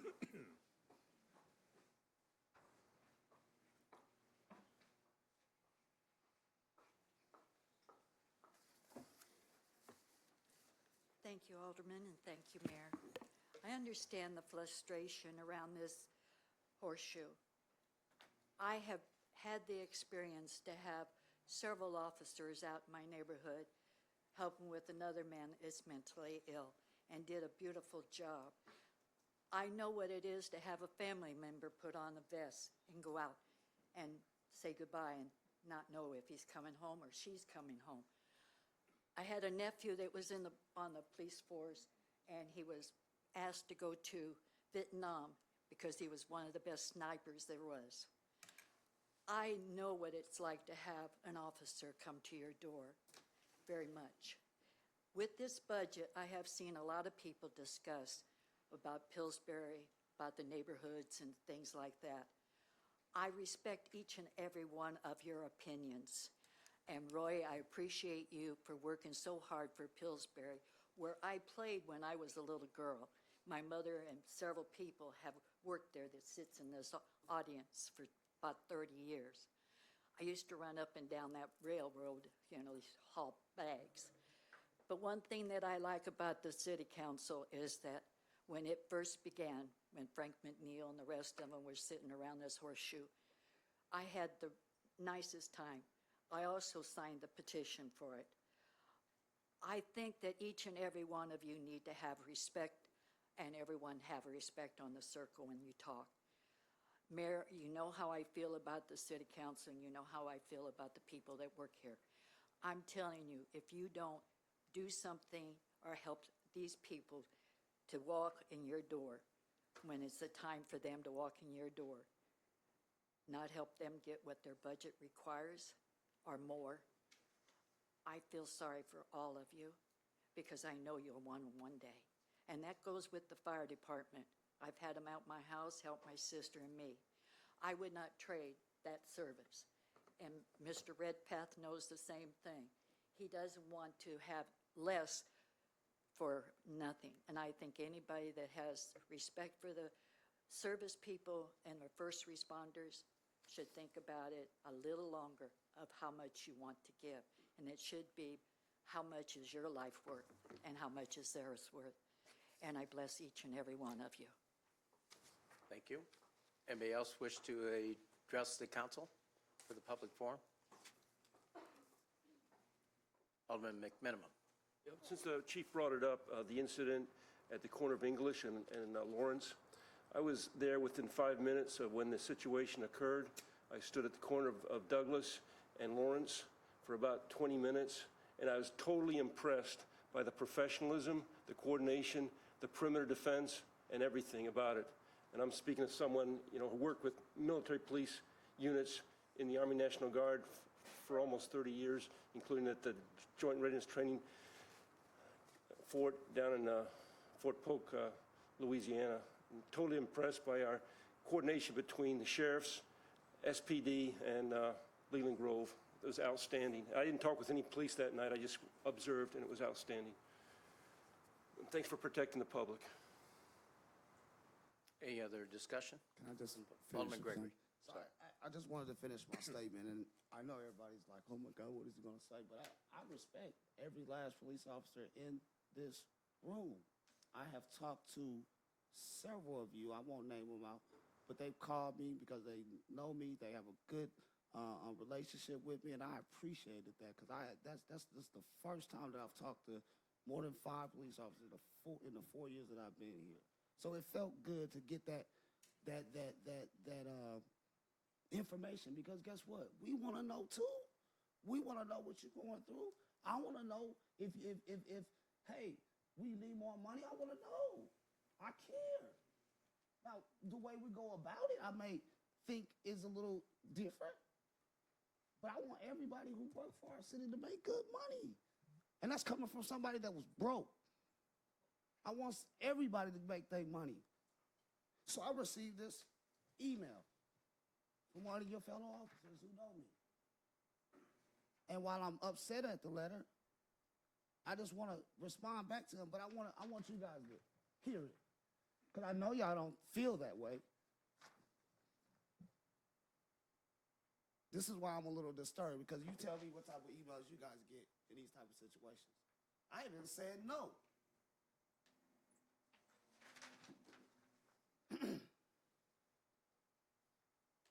I being from where you are from, knowing how important it is to have a quality and significant quality of responsible understanding, knowledge, and of policing. The type of officer who can understand that a fist fight between mutual combatants may not warrant an arrest opposed to getting someone who beats and arrests both of them. That's the difference in pay. Get an officer who understands emotional moments and accepts apologies instead of lashing out is a quality officer that I'm sure you can understand. I hope this is the type of officer that you want to serve your constituents. I've always been supportive of you because I feel I have a better understanding of you, knowing firsthand where you have been and where you are today. I believe we walk together, and if it is true, I'm confused as to how you can step back and leave me alone. The officers serving this community have been shot at least 3 times and have not taken one life. Ask yourself if you ever believed that was possible. Every time the shooter looked like us, his life was spared. So I've spoken on this and how highly trained you guys are. But I reject the notion that, and I imagine our guys back there in the shirts are new recruits, but I reject that notion that they're not good officers because they don't make or they're not starting out where somebody else is. They're good officers, and the pay is going to help us be better and help us take care of our families. But I bet many of you care about your communities and probably would do it for a lot lesser. If you had to, if we was in a situation where we still need law and order and there wasn't no money, I bet a lot of you, for the sake of what you do for your community, would just be out here leading. That's what we do. So getting money on top of it is good. And all I'm saying is the same thing I was trying to tell my colleague Ralph. I ain't mad at him. We're still going to talk. But we people, we care about policing. We want our community safe. Man, just call us, call us, let us know something. We haven't made a decision yet. We disagree how it goes. But just because of that doesn't mean that we don't want to see you guys get everything you want. Shot spotter, LPR, license plates, all of these things. We voted for them. What's funny? We don't want that. What's funny? We don't want that. Okay. If you want me to address. I got the floor, though. Sure, Yep. but you just asked me a question, Have a sir. seat. You just asked me a question, sir. Alderman Gregory, and then you can I'm speak. done. I'm done. We support the officers. We support good officers. You know, I've had a great relationship working with Chief Winslow and this chief. We support y'all. Don't let nobody tell y'all that we don't. We just may disagree with how we go about it. That's it, and that's all. And that goes for every employee in this city. Thank you. Would you like to speak? Sure. Thank you, Mayor. Alderman Gregory, 18 months ago on September 14th, 2021, you sent an email to the police union when we asked you if we could meet and discuss these issues. And I'm quoting, "Thanks for reaching out. After careful consideration, I will decline to meet with any member of the PBPA with any police issues, concerns, or topics at this time." I said PBAPA. The rest of them can come meet with me as individuals any time they want. I never meet with y'all, and y'all trying to put me under arrest for something I just didn't do. You heard when one of your field reps, what your field rep said. He didn't agree. Or your field officer said he didn't agree. He a brother. He didn't agree what y'all was trying to do to me. So whatever. Well, we're going to stick to the budget. I know this is, I share the feelings of Alderman Hanauer. Yeah, real quick, and I don't want to interrupt you, Mayor, but I'm a big supporter of police. Everybody knows it. We're talking about budget, right? And I'm a little concerned because right now, correct me if I'm wrong, we're in the middle of contract negotiations. I don't know whatever step it is, but we got steps that we're supposed to follow, right? And I hope you guys come out, well on it. I really do. But what concerns me is we're starting to see, and it's happened before with a different union, where they come to us during budget concerns, or, during the budget hearings, and they try to negotiate during the budget time. And it's a bad precedence to do. It's terrible. This isn't when we should do it. All right? You know, I've talked to some of you guys, and I've been point blank. My concern, we give you guys a raise, next year, budget's in the toilet. Guess what happens? Who's the new cops out here? Raise your hands. Guess what? You might be gone. Or not. Or not. It's a good possibility, Chuck. Speculation. Well, then, okay, then you have to vote for tax increase. Well, you know what? No, we don't. We cut the fat, Ralph, before we do anything. Yeah, there is. You know there is. Anyway, I'm just telling you, and that's where I'm coming from. I don't want to see cuts. I don't. But I also think that it's bad that we need to let the union contracts get all that played out first, and then let's see where we are. But I just think we're setting bad precedents here because, you know, next year it'll be fire. Next year, the year after, it'll be the engineers out at the power plant. You know, where's it at? It'll be ASME. It'll be, you know, that's where I'm coming from. So, Alderman Redpath. Well, since we're talking about this, I pulled my amendment the other day, and after reflection, realized that I made a mistake. I'm going to tell you, I'm making a motion right now to add an amendment to this right now to move $2.3 million to the 1102 line of the salary line for the Springfield Police Department to be used for salary adjustment. That's my motion. I second that motion. And if I could speak, please, Mr. Mayor, before we go ahead. take any action. I actually had some concerns with Alderman Redpath's amendment with the way it was phrased. Currently, the city council is not involved in contract negotiations. I will point out, Mr. Mayor, on the city school board, when I was a school board member, we had a school board member and contract negotiations team. And I think that's something that this council probably needs to review and consider moving forward, because we're the ones who vote on this. We passed this budget. So there was a little too much specificity in your First Amendment, Alderman Redpath. But I've also sat on this council and listened to, we got to be careful, that budget balance isn't right, because we know we've got contract negotiations, we know we've got raises coming. So if we pass a budget tonight that does not reflect the fact that we know that these officers have an open contract, we know we're going to be paying more, because I will tell you right now, each and every one of you has earned that money. You've earned more than we're able to give you right now, but you are the call that gets more than leaves. The call I get more than anything else is, people are speeding, I want to feel safe in my city. I'm not going to do that. I went through the Citizens Police Academy. You guys don't want me policing these streets.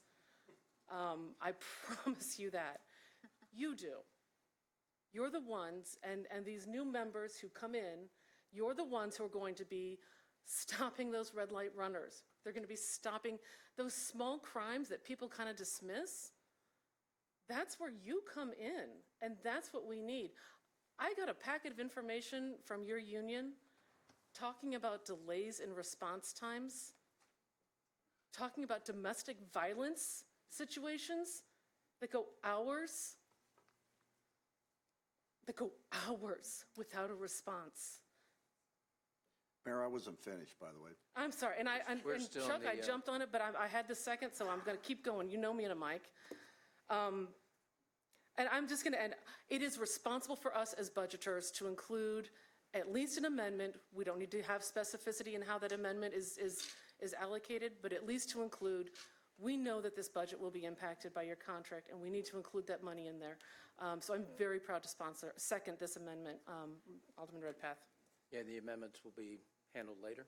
And Alderman McManus, just to make since sure we're that this still one in is on the public list to be included. Can I finish my statement, Mayor? Yes, go ahead. So I didn't bring this forward to interfere with our contract negotiations. I brought this forward as a salary adjustment before that. The contract negotiations will continue on. It's not up to the city council if we give this appropriation to you to have salary adjustments. That's up to the mayor and the administration.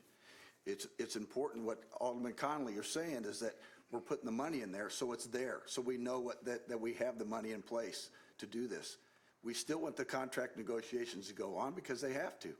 This is not about that. This is about a salary adjustment. And it's not just about the PBPA. It's about all the members of the Springfield Police Department, not just you guys, but these guys. They don't get a raise either. And the bottom line is, if we don't make this adjustment, we're never going to catch up to the departments around the state. And I know that we got different benefits in the package for you that makes it a little bit different. But you're still got, no matter what we do with this, if we just do what we're doing with the 2.3, we're still going to be behind everybody else. And that's not acceptable to me. My family's been in this police department since 1926. 1926. You're my family. Believe it or not, you're my family. You're all our families. Well, I got family. That's true. You guys are my family, right?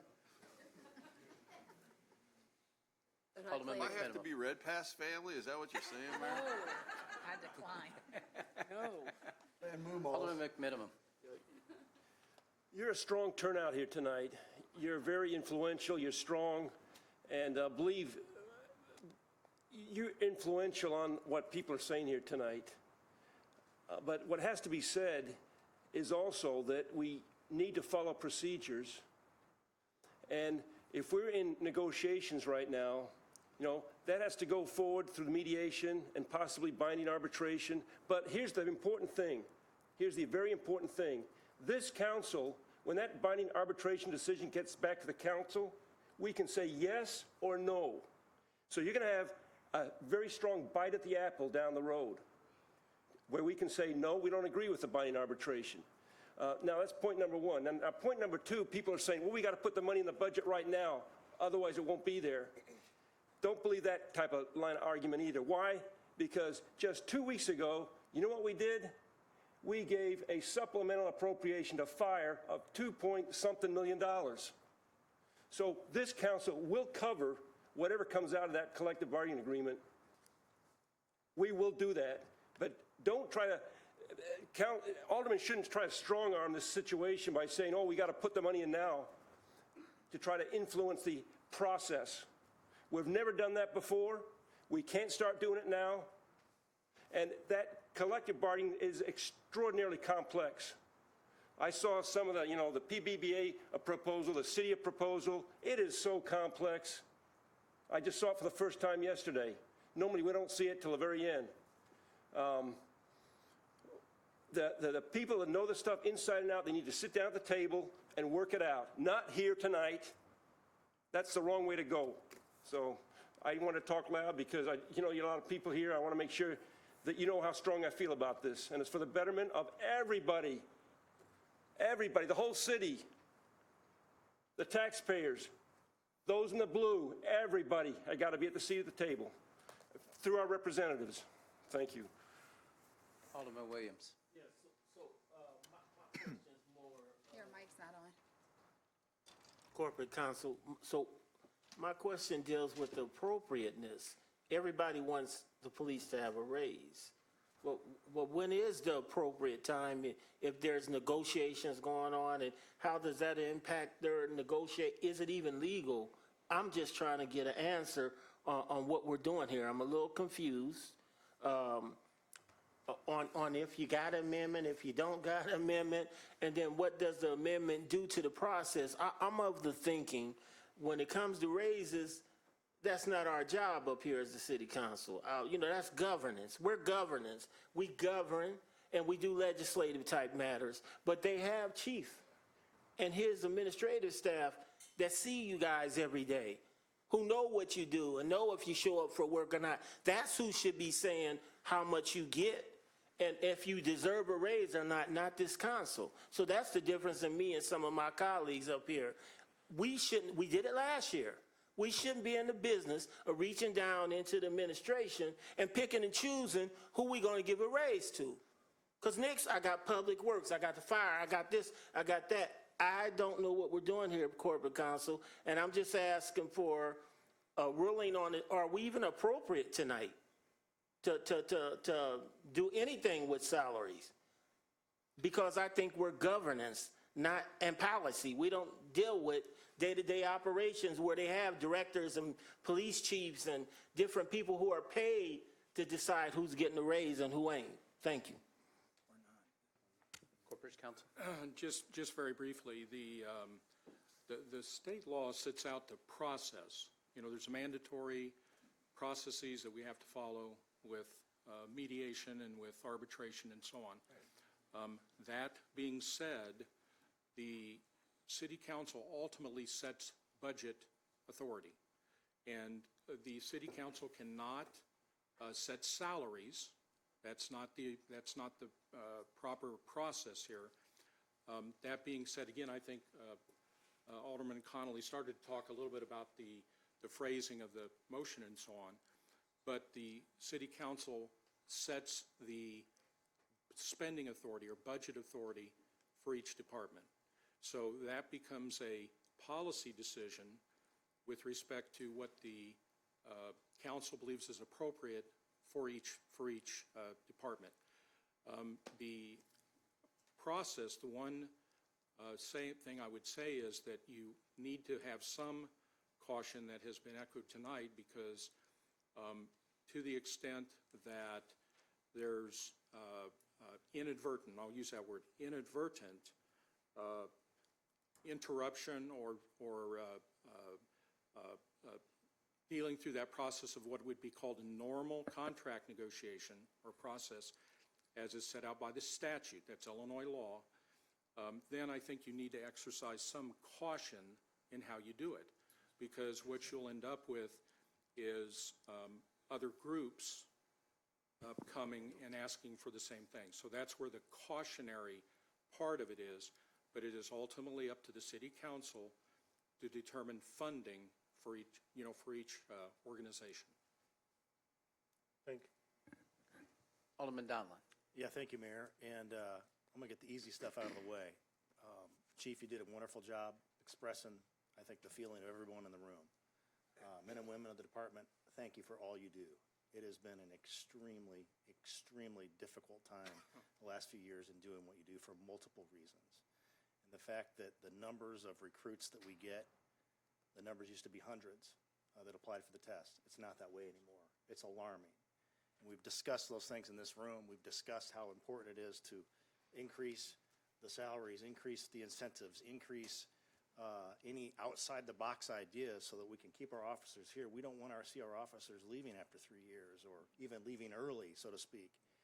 And this is the hard part. I got to be careful what I say here, because we have been made privy to some documents that were at the table, I believe, in negotiations. So it may seem like I'm speaking cryptically, but there's a reason for that. So Corporation Counsel, if I could say a little more when I get to these topics, please let me know. But I was encouraged by the numbers that I saw just yesterday about salaries, about incentives, about thinking outside the box. Encouraged by that. But my question that relates to this proposed amendment is very specific. If we were to, first of all, are we voting per this amendment that's been talked about here? Are we voting for an increase in salaries, yes or no? No. The Corporation Counsel. The legislative process is to appropriate money for line items. So the council in this form of government does not set specific salaries for any department, whether it's engineers at CWLP or whether it's at Public Works or fire or so on. You appropriate money for uses. And uses, for example, for personnel or for equipment, or later tonight you'll be talking about some of the infrastructure, things of that nature. So you appropriate it for those spending line items. Those end up all coming back to the council for final approval through contracts.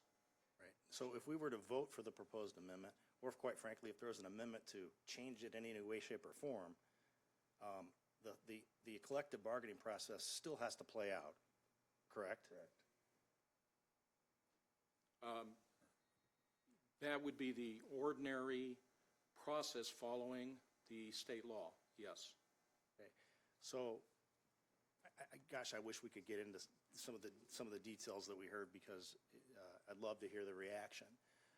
But I'm not privy to those. I'm not at the table. None of us are at that table. So echo your comments, Alderwoman Conley. Thank you. But I do appreciate the administration taking the time to talk about these ever-important issues. But this is something, what we have in place now cannot remain because we have an issue.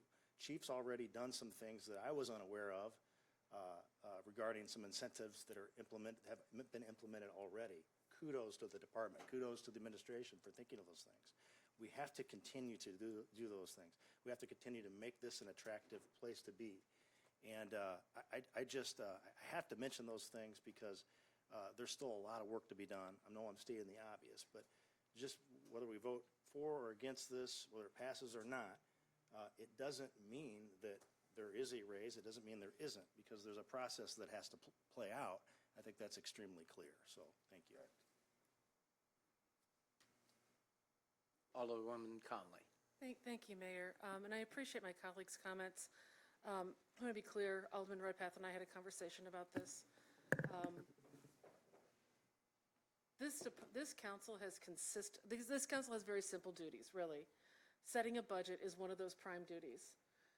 And that's how we establish as a council our priorities, our concerns.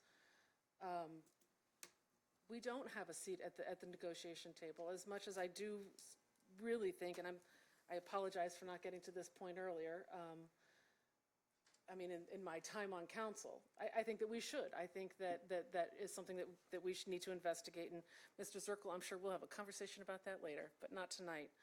Tonight is about the budget. And what this amendment does is make sure that there is money already established and dedicated in that budget line. We might not need all of it after, and I will say you're not in contract negotiations at this point. It's my understanding it's mediation. Last two contracts have gone to, outside bodies making decisions instead of staying within this administration. I think that's inappropriate. But I do think, I want you to know, Alderman Donovan was exactly right. Putting this $2.3 million into the budget line for personnel does not mean that's the bottom or the ceiling of where things go.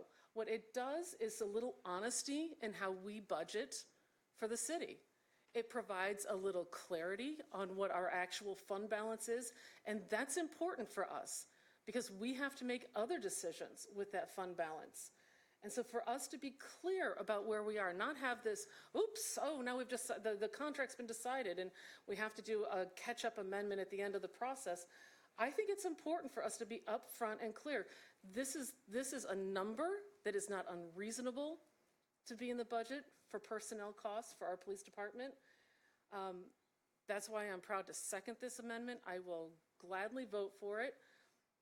I wouldn't consider this to be the bottom or the top. I would consider this to be a reasonable attempt by the city council to recognize that we know that this contract is going through, that we know that there should be more money allocated to your personnel line, and let's not leave this room with a budget that somehow has a bottom line in our corporate fund balance that does not reflect the very real reality of raises that need to be coming to this police department. This is not us dictating who gets what. It is us establishing a priority, which is what this legislative body does through its budget process. And it sounds boring and gray and dull until, I think, as you guys know, it means your bottom line. And yeah, I'm sure you love this city, but you can love this job and go do it somewhere else for more money. And this city has invested time and effort and training, and I would like to see the quality officers who are sitting in this room, the quality officers who are patrolling the streets while we sit in this room. I would like to see you stay here as long as we can. I'd like to hold you back from the state police. I'd like to keep you from going to Bloomington or Champaign or, God forbid, Rochester or Chatham. I mean, you could do that without moving house. And we know that up here. This 2.3 amendment, and I strongly encourage my colleagues to vote for this, this is not us interfering with negotiations. This is us budgeting This is us making sure that at one level, the final budget we adopt tonight has a more accurate reflection of costs that we know we will incur. In my own budget, if I know I'm going to be buying a car down the road, I don't pretend like I don't have that, like that money can be spent on anything else. It's been budgeted. Put it aside. Maybe I'll buy a more expensive car. Maybe I'll get a break from a dealer. I don't know. You guys are way more important than cars. And by the way, not real thrilled to see that we're still waiting on those cars, right? They're coming. They're not coming soon enough.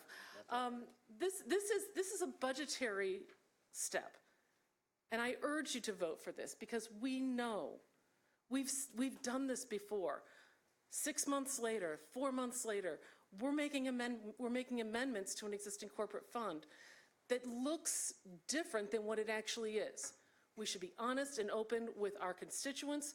We should be honest and open with our police department. And we should adopt this amendment because this will be a more accurate reflection of where our fund balance stands at the end of this night. So I urge everyone to vote for this tonight. Thank you. And as a reminder, we'll take the amendments in order of submission. Alderman Redpath. So actually, Mayor, if I could, then this will be amendment, what, number? 19. Thank you, no reading glasses. Alderman Redpath. So I think Corporation Counsel, Alderman Donlin have made our case. We don't have the authority to give you guys a raise. We don't have it.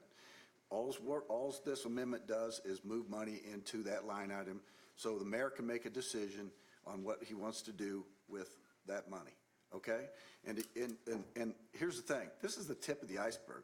We know there's other issues that we have to deal with. We have to deal with, do we have enough police officers to man the street? Do we need to increase those numbers? We're at 254. Is that enough, or has it got to go up? That's a decision the city council is going to have to make. In addition to that, we have retirees' medical issues with their medical bills. That's going to have to be dealt with. And we're going to start those discussions.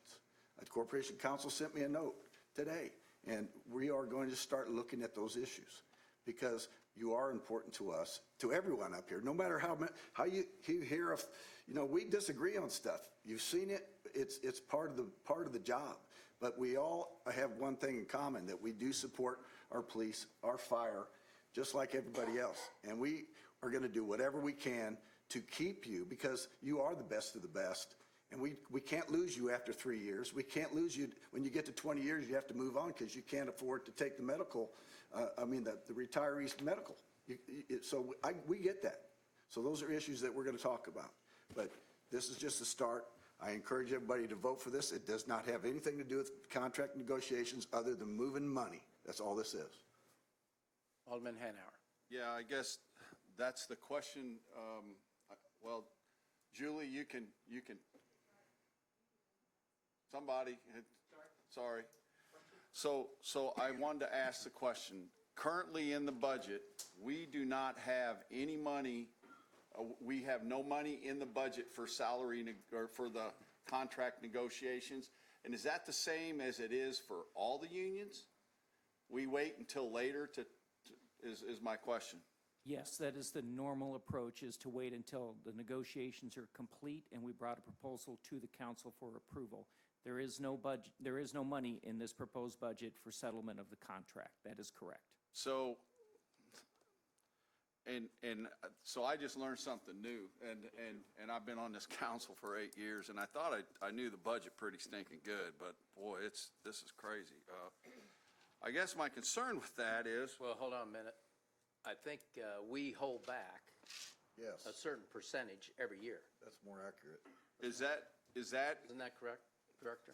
Yeah, we always take into account what we think might be the ballpark of what we think we're going to settle and make sure that we've got that in reserves. We don't allocate. That's why we want to keep sufficient fund balance for that very reason. We know that we're going to settle the contract, and we know that there are going to be salary adjustments, increases, other incentives that are going to be part of that.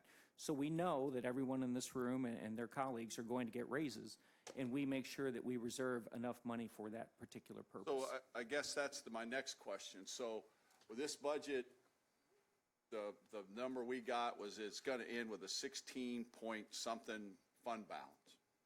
Well, we already know we got we're going to have a little extra fire overtime, right? Now, this wasn't included in it, or does this factor in before we go that we've got a savings account and that's included in our fund balance or not include? So my question is, okay, we put this in, is this hit our fund balance? Or is it, you know what I mean? You guys have just kind of, it's out there, you're still figuring the ending. I know what you're saying. So the fire overtime is a prime example. That is a known. We knew that when we put the budget together. So what you saw in the budget reflected the fire overtime. So that 16% is not going to be decreased as a result of the fire overtime. We factored that in. This is not factored in. You are correct in that because we don't know what the number is going to be. So we can't give you that ahead of time when we don't have the ultimate number and it's not in the budget. We only provide what is in the budget. So yes, the 16%, if those numbers come in as predicted, and remember, those are conservative predictions, but if it comes in that way, then yes, there will be a decline in fund balance once we bring this forth. All right, I just, so basically what you're saying is this fiscal year, it's going to be, regardless, I mean, they're getting a raise, I'm assuming they'll get a Yes. raise, so really 16% isn't going to be our finished fund balance. It's going to be 14 or 13, 5, something That like that. assumes our conservative revenue numbers come in and we spend every dime in our expense lines, which we hardly do. Doesn't make a whole, all right, thank you, I appreciate, I learned something. Alderman McMinimum. Along the same lines, the contract is expired by a year currently. So once we reach an agreement, there'll be retroactive pay. And so to the extent that our budget has not accounted for that yet, I don't think I have a problem with adding money at this point in time because it's just going to anticipate It's going to go what anyway. will be needed down the road. It's either coming now or later. I don't have an issue if you want to do this. It's not a problem. We don't normally do it that way, but it's not an issue because we know that the contract will be settled. Makes it easy on me then. Alderman Gregory?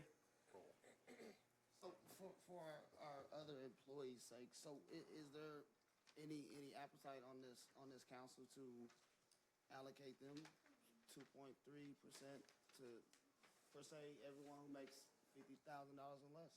The rest of our things. Because see, those are the type of complaints that I get it from the people that's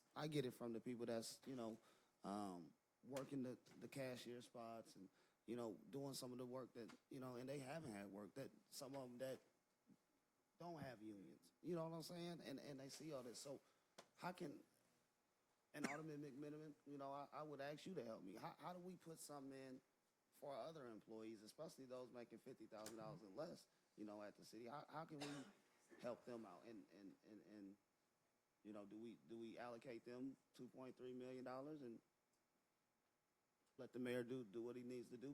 But I think that if we're at this point, then we look out for everybody. I think our fire department has we've done a good job. 3 new firehouses, among other things, equipment, We're going to take care of our police department. So at Just Lead Being, I think our public work crew, they've been around to all of our ward meetings, and they've been caught on heavily for things that are serious in our communities. And I think everybody, if we got a little bit of money, but a few I'll take away my amendments for the sake of our other employees in this city, if that's what we need to do. But I think that's proper, and I would like to add that as an amendment and make sure that we address them and let the mayor do that too. So point of order, Mayor, since we've debated this, can we vote on it? I get to make my comments now. Okay. Thank you. But, the men and women of Springfield Police Department, we're extremely proud of you. We thank you for your service. I've said it many times. You're my favorite department for a reason. I think everybody shares that.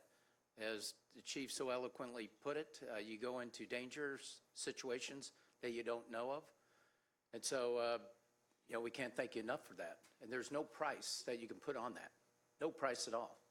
So that's why we did shot spotter technology during the pandemic, when this council didn't know what the budget would entail, so you'd have better information going to dangerous situations, LPRs to help with your initiatives. But of course, you cannot replace a person.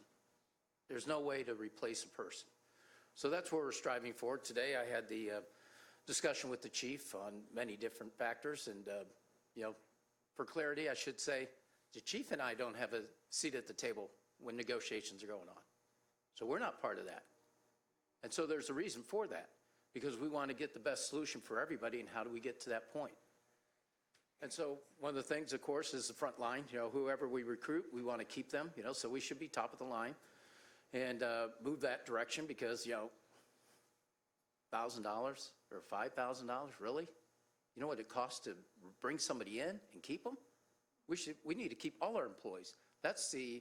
We're in these unprecedented times, and that's what we're facing. So I really thank each and every one of you for being here, because I told the chief when, we heard, oh my gosh, everybody's going to dress up and come in their uniform. I said, great, that's good, because this is my sanctum. This is transparency. And that's what this is all about, because there's a lot of misinformation flying around there. I asked Corporation Counsel in the meeting we had with the chief, I said, do the rank and file understand what's been offered? Do they know? And the answer was, I don't know, even though I wanted to share it. And so that's the challenge for all of us. So, that's the part that we want to be as supportive as possible. But there are challenges across the board, raises. I mean, it can be catastrophic. I'm glad it's not going to be what could be viewed as a pension spike, just giving everybody 10% across the board. It'd be catastrophic. I think Julie Zolgardar ran the numbers, and it's, right now we could handle it. But 3 years from now, 4 years from now, there'd be layoffs, at least 45 or what have you. And one aspect of it, it's isn't a scare tactic. It just depends what the revenues come in. And so with regards to that, you've been through it. You've been through the transition. Chief, come up here, Chief. That's an order.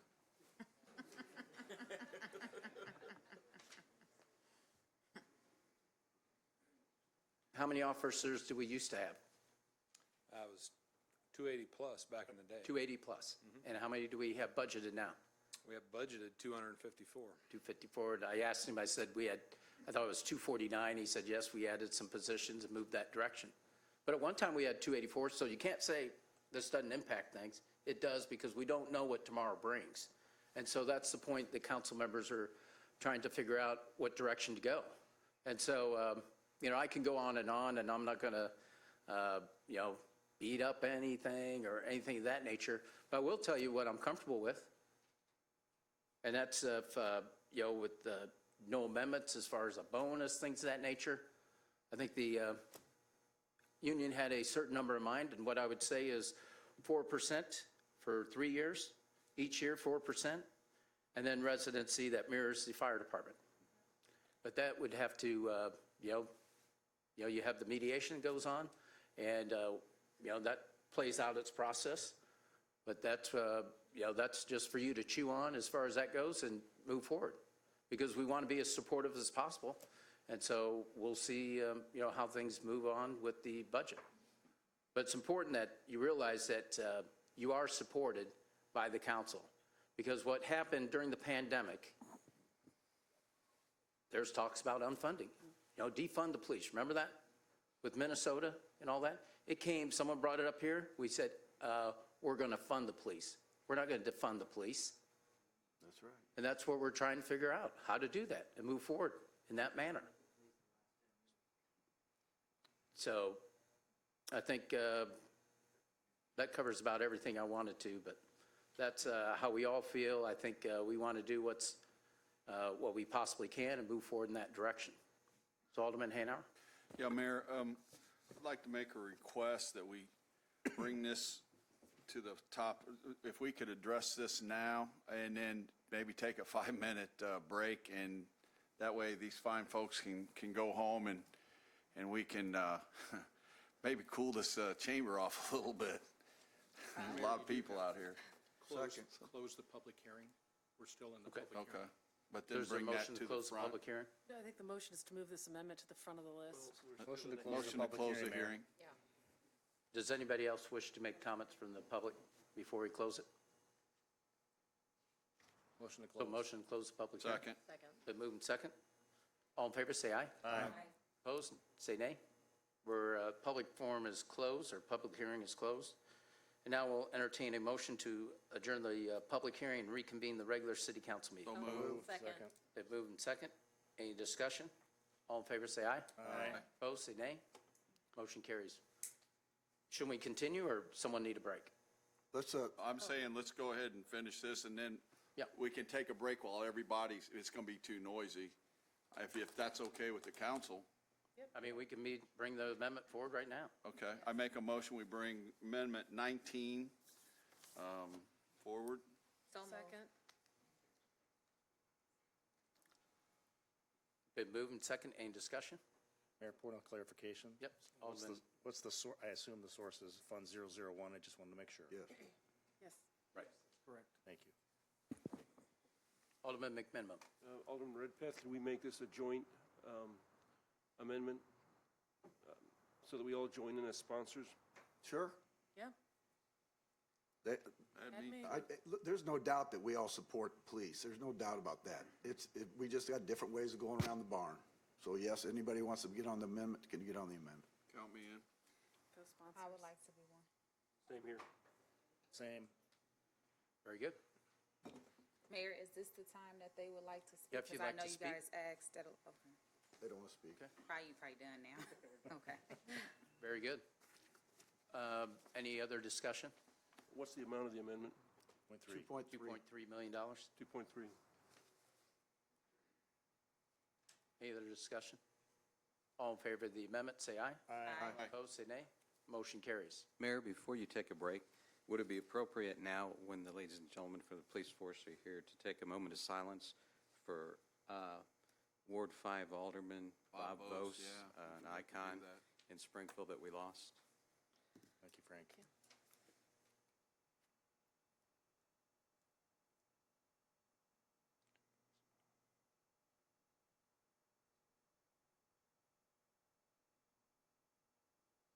Thank you very much. Thank you. And thank you for coming. But please stay if you'd like to stay. Mayor, if I could just say, if we just would have charged to get in the meeting, we'd have balanced the budget.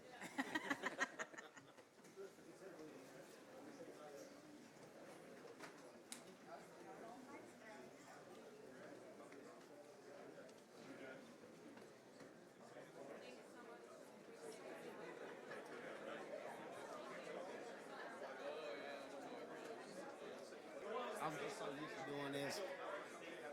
Let's hit it, Mayor. We got a late night. City Council, come back to the chambers. We're ready to City start. Council, come back to the chambers. I'm here.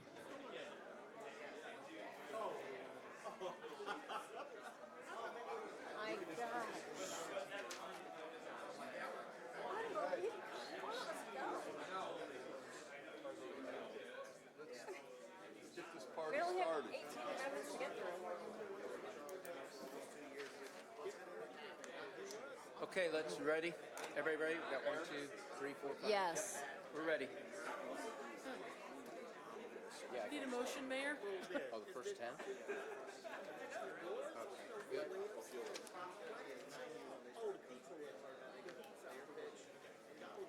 Is there a motion to do an ominous vote on the first 10 amendments? Yes, or, Mayor. Technical amendments? They're actually Tech first- 1 through Tech 11. 11? Yes. Then moving second to a ominous vote on the first 11 amendments. Yes. And second, any discussion? All in favor, say aye. Aye. Opposed, say nay. Technical Amendment 1, and can I just read the amount? Yeah. Great. Technical Amendment number 1 is for a change of an additional $66,356 for Office of Budget Management for a new apprentice employment program with CACC, and that's for an intern for the garage. Technical Amendment 2 is for $25,000, additional $25,000 for Public Works for a tree grant received after the budget was filed. Technical Amendment 3 is for Public Works for an additional $420,000 to roll forward of demolition funds from Ordinance number 422-10-22. Technical Amendment number 4 is for Public Works for an additional $1,345,370 additional funding for the Poplar Place demolition, and that will be reimbursed. Technical Amendment number 5 for the Office of Planning Development, $170,000 additional money for the RISE grant received after the budget was filed. Technical Amendment number 6 for Office of Planning Economic Development to reduce $1,088,422 reduction in budget authority to correct cannabis grant lines. Technical Amendment number 7 for the Office of Budget Management for an additional $1,583,998 to roll forward of budget authority because SPD will not receive their vehicles by the end of this fiscal year. Technical Amendment number 8 for the Springfield Police Department, an additional $170,000 for the Illinois CEJA grant received after budget was filed. Technical Amendment number 9 for the Springfield Police Department for an additional $98,920 for additional position of communications liaison. Technical Amendment number 10 for the Office of Convention Visitors Bureau, reducing $108,182. It's a correction to fiscal year 2023, anticipated spending lowered by fiscal year 2024 needs. And then Technical Amendment number 11 for the Convention Visitors Bureau is to add $78,529 for a position omitted in department submission, as well as $260,529 for lines omitted in department submission. So it's really 1 through 12. What about number 12? Yeah, they had that combined as 2. Okay, thank you. Or they had it listed as technical amendment number 11 Okay. for both those, since it's the same department. Okay. So any discussion on that? Those? All in favor, say aye. Aye. Opposed, say nay. Motion carries. Those amendments are approved.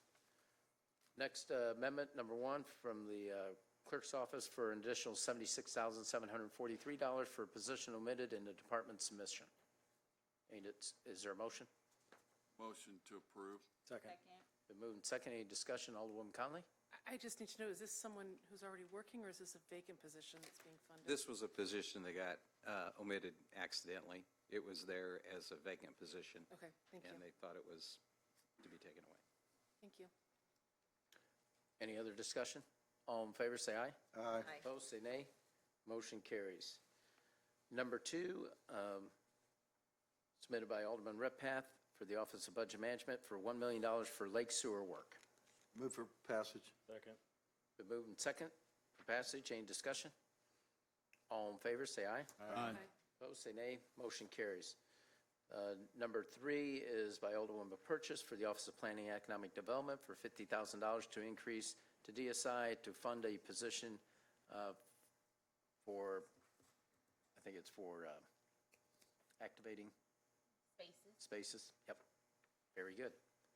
Is there a motion? Of course. Second. Moved and second. Any discussion? Yeah, I just, so the Alderman person Williams. does what, Alderman? Kayla, can you come up?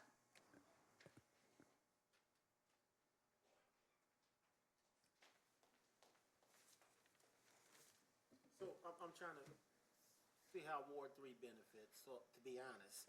Yeah. But what is this person going to be doing if we're funding $50,000 for this? Yes, so this person is going, we have been talking about this since July 2021 with the ARPA funding, so I've spoken to each one of you guys about this, and this is, I know originally we talked about this being a 5-year commitment, but this is a 1-year commitment that we're asking for today, and this person will be managing right now our Art Alley program, our Upper Story Tour, our Adopt the Street, the Window Art Project, Architectural Scavenger Hunt, Architectural Walks, and the Love It AMP program that we have.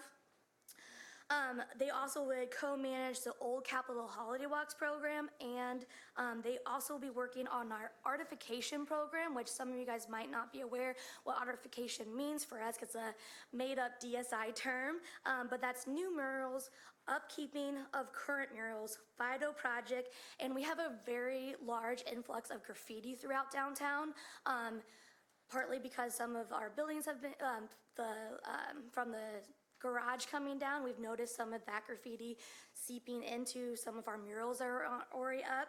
And also, they will help with like beautification. So currently, right now, I'm a liaison from DSI to the city to talk about beautification.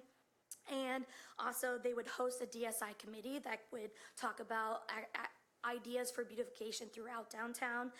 They also will be talking about lighting in downtown. Lighting examples could be the lights that go across the street as you see in Washington Street in St. Louis, or as simple as lighting some of our alleys. They also will be doing Streetmosphere, another DSI and Disney made-up term.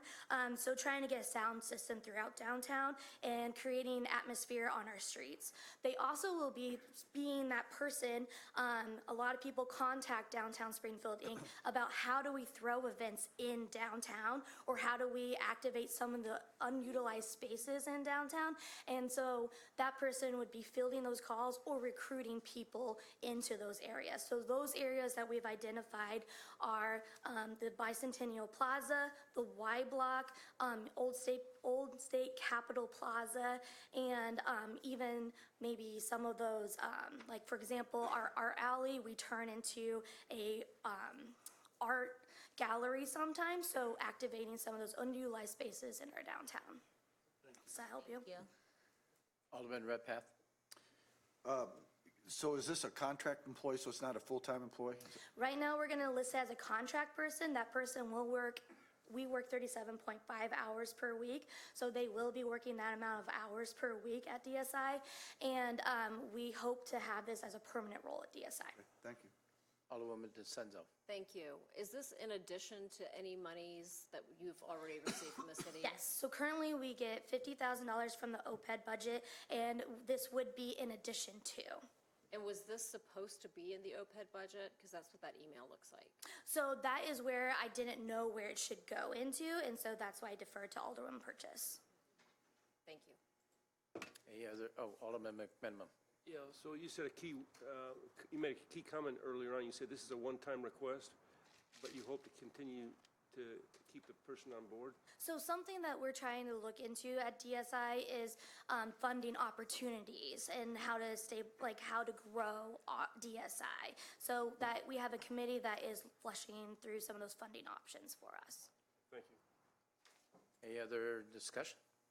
You did it way better than All I in would. favor of the motion, say aye. Aye. Opposed, say nay. Motion carries. Next is amendment number 4 from Alderman McMenamin for the Fire Department and Police Department for $1,429,067 to increase pension deposit to equal last year's contribution. Is there a motion? Motion to approve. Is there a second? Moved in second. Any discussion? Alderman Redpath, or these are old ones, aren't they? Oh, that's sorry. Alderwoman Purchase, or is that? Yes, this is new. Okay. Is this in addition to what Ralph and, Alderman Hanauer and Donaldin was talking about earlier? I don't Is that know. was money that was already going into the pension, and this is additional to that number? This is not included with that number? I'm not sure what they Alderman might have been Hanauer? talking about. Yeah, I think that, so in this budget right now, we're putting an additional $2 million toward the budget, correct? For the pensions? For the pension, I'm sorry. It's Above getting- the actuary, or it's the actuary? Yes, I know what you're I think saying. two- So yes, 2 we have the million additional. actuarial required amount, and then we added $1 million each on top of So that. that's 2 million. Yes. And how much is the actuarial amount that they put towards us? I think the told us we had to required, pay. I'm going off the top of my head, but I think the required was 13.5 for police and 14.5 maybe for fire. And we're short so based on last year's, we're short where is it? .4, is that Right. accurate? And the reason why is you go back to the stock market performance in 2021. Remember, things are delayed a year, and 2021 was a gangbuster year for the stock market. That increased the actuarial value of our assets so much that the required amount for this year in the latest report is actually declined, which doesn't happen terribly often. Now, what's going to happen is next year, which will reflect on 2022, we're going to see the opposite happen. We're probably going to have a large increase in what would be required. So I think one of the potential values of putting the money in now, per Alderman McMenamin's amendment, is to try and get out ahead of that a little bit, rather than waiting until next year for that to happen. So we're actually supportive of the amendment. But we're actually, I'm sorry, I better do this or I'll get yelled at. Go ahead. So we're actually, even without this, so we would be short with the extra $2 million that we're putting in, we would be short. We're actually putting $750,000 more in You're than correct. normal. Yes, even with the additional money over the required contributions, we would still be short of what we were putting in. I think it's this year, right? Yep. So what his amendment proposes to do is basically just match what we're putting in this year into next year, because the required contribution calculation came down so much due to the stock market performance in 2021. Any other discussion? Yeah, I just had a question. So, Alderman Williams. so we couldn't fix that now while we're dealing with this? I mean, or is that too much money to like deal with it, to fix it so that we're not short? Well, we're not short. I want to be clear. We are not short. Not only are we not short, we're putting in what is required plus $2 million on top of that. Okay. And this amendment proposes to put in another $1.4 million on top of that. Thank you. I thought, 3.5. yeah. Any other discussion? All in favor of the motion, say aye. Aye. Opposed, say nay. Motion carries. Amendment number 5 by Alderman Donlin for the Office of Plan and Economic Development for $180,000 to creation of a commuter college graduate attraction program. Yeah, Mayor, I'll be brief. This is something that is not new to any of you. We discussed it at last budget year, and I pulled the amendment out of last budget year and did not proceed with it, thinking that we would sit down and talk about it and get a program in order. I want to keep this in, I put this in this year's budget so it is, make sure that we actually follow through. We've had conversations with the mayor. I've had conversations with the Sangamon County, or the Springfield Sangamon County Growth Alliance. Hope I said that correctly. And if a program is put together that would be designed to attract telecommuters to Springfield, that would have to come back to council, and we'd have to vote on it before any funds, even $1, was spent. So I'd like to allocate the monies as a part of the budget. Thank you. Is there a second for the motion? Second. Any other discussion? All in favor, say aye. Aye. Opposed, say nay. Motion carries. Thank you. Next, Amendment 6 from Alderman Hanauer for for $1,500,000 to decrease ARPA by $1.5 million from broadband, I believe. Right. Mayor, I make a motion, we pass for passage. Do we get Is there a some second? discussion? Second. Yep. Discussion? Go ahead, Alderman Gregory. So is this all, are we moving to take all of the broadband expenditure out? It's, this is dealing with the ARPA part. A couple, could I say a couple things? Yep. I did some checking. I looked at the maps. Actually, there's areas in town that are worse off than the areas that this was targeted for. I checked with some people with the state, and they were concerned that the area would not be considered a digital divide.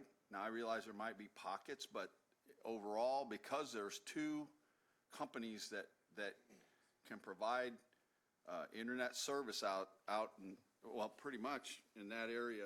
The worst areas are the northeast and south, or the southeast and the northwest in town, according to the map. The fact that we don't really no one's ever come forward with a plan on what the idea is. With the ARPA funds, I felt like we need to get sewers off the lake. We need to get this water problem fixed.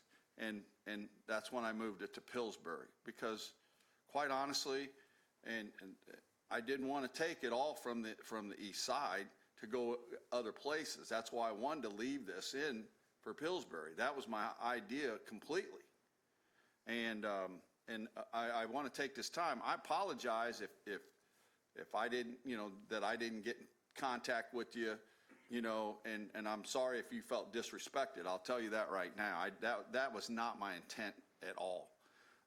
I look at things as, look, let's just get things done. So what I also got a email, is either email or text, I was looking for it, I can't find it, that today the state has now come up with a new program for underserved, I'm not sure if it's underserved, but it has to do with kind of what we were talking about. And I think it would be worth looking into that. And certainly as we come forward, if we could get some of that and we have to match it, I'm 100% on board. I'd like to see a plan though. I just, and I just think that with the way things are and the number of companies that are over there, that this, that's where I came from on this, so. Alderman McMenamin? Yeah, I think that's a reasonable concern, what's the plan? But I think this is just allocating some money for an eventual plan, which we'll get a second bite at. I mean, this is just sets money aside, but then the contracts will come back to the city for approval. And if we don't like the contracts or the plan, we can vote it down now. I think this is ARPA money, and the federal money, as originally intended, specifically mentioned broadband. That was in the federal statute, that they wanted this money to go to the localities to spend on broadband. So I think we'll have time to adjust the specifics of the plan and the areas, but I think it's important to set aside this ARPA money for what the federal government intended it for. Mayor, could I respond real quick? Sure. I can appreciate that. I think that this ARPA money should be used for a one-time issue, and we've got some pretty serious problems. I think with what Alderman Redpath just passed, and with the 500,000 here, I think that pretty much covers what's needed out at the lake. If I'm not sure, we might be a little short, but I think it's close. So Alderman Donovan's water issue, we know that's going to cost about $1.6 million. This gets you a third there, and then of course Pillsbury.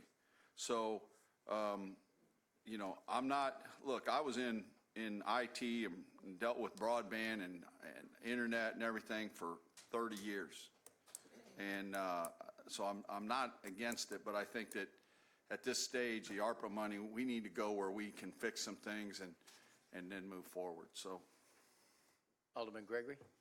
Thank you. And Ralph, I already know. I just, I have my moments like we all do up here, man, and I appreciate it. And, we'll keep working. But I'll say this, I respect your opinion and a few things that you miss, and I think that we're missing on is that the community, there probably is some areas out in other areas of the city, but the community that we're trying to address is the poorest community in town. It's the poorest area in town, like, $22,000 poor.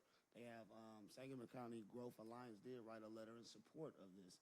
The city did do a study on this topic, and the areas that we are trying to execute this in has the largest divide of having equipment, cell phone access, etc. All of these things that I get what you're saying. Well, they have it out there, but they have a little more money to address it than poor people do. And that's why this area qualified for it. That's why we were awarded the study to do that. And I would just like for us, I hear a lot of talk about smart cities and things like that. And we have areas where we could use that and we could benefit of smart lighting and all of these fancy technology things.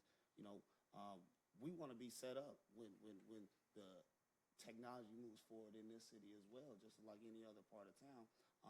The stats are there to show that our community are deserving of this, and I think looking at the budget, Alderman Donovan's issue was addressed. I talked to the mayor, as well as Alderman Redpath, and if they wasn't addressed, then certainly I would be open to this. But I think we can address Ward 9's issue, our lake issue that affects us all, as well as provide broadband for the less fortunate. So I thank you for your time. Alderman Williams. Yes, so, I'm kind of amazed a little bit because broadband is the future and it's what's going on. And I just served on that task force, that state task force with our communication director, Julia, and some of her staff members. And we went through extensive work with the MAP and other communities from Southern Illinois and Central Illinois to work with the governor's people on identifying this problem. At the time, I'm one of the ones in there going, well, why is I-3 out there and not over on my side, and on and on. And we went through all this, but it's so important that we leave this money here. Now, the plan is coming. There is going to be a plan.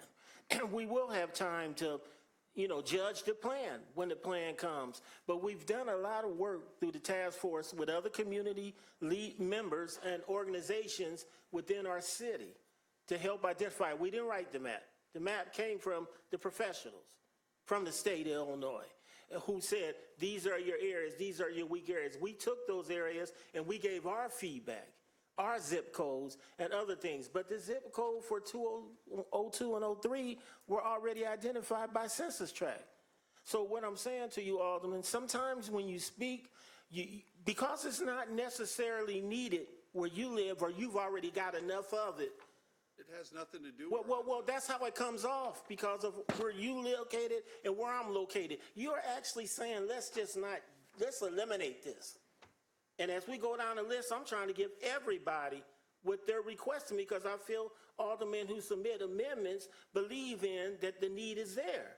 But for you to try to justify that, well, this can go, this really don't have to go because, people, when my residents are right now figuring out, I want to buy a smart oven or I want to buy a smart refrigerator, but I need this kind. I just think that's the future. And we got to get our side of town caught up or we would have never been identified as a big need. Broadband language is all over ARPA. And we're going to cut broadband? It's a big part of what the whole ARPA program was about. So I would respectfully just ask you not to try to do this because maybe you didn't follow along when we gave our report when the folks came in after the task force, but there's a whole lot of future involved in broadband in Springfield, Illinois to fix it just to catch it up because on my side of town, if it wasn't for the school district, we'd really be hurting. We found that out during COVID. So I appreciate everybody. I ask you to not support this because we need this money for broadband, and I'm saying it's over Pillsbury. Thank you. Alderman Hanner. Well, I think, first of all, if you noticed, not one penny, I don't think there's one penny, not one penny of any of these amendments going to Ward 10. If I wanted to, I could have taken the money and got something over my ward. You could have asked. Like the rest of us are asking. Alderman Hanner, finish, please. I didn't do that because believe it or not, as much as you try to make it an east-west thing, I will tell you, I look at things where it's needed the most when it comes to budget time. And we got to protect our water source. This is a brand new program, never been in place. We got things that we got to fix. We should have spent a lot more ARPA money on sewers and things like that. I really believe it. And I thought that when we first got together with the money, that's one of the things we pushed. We still got millions of dollars in sewer problems. So we protect the water source. We have a situation where people are drinking muddy water, which has to be addressed, and then Pillsbury. Now, if you don't want it for Pillsbury, I'm sorry, I'll give more money to the lake to finish it, or give it to Donlin to get his thing done. But I would like to move forward with this. It's whatever. A couple items. One is this percentage, 4.5% towards broadband, as pointed out. This isn't a new initiative. CWLP's had fiber for a long time. We're building it out to 40 gig capacity through our infrastructure right now so it can help with economic development. And what part of town needs economic development the most? Anybody want to guess? But what we're trying to do is apply this concept with regards to broadband. It's been identified. We were doing this in 2019 pre-pandemic. So I just asked Director Frever to give the update and how it would progress from here if it's funded.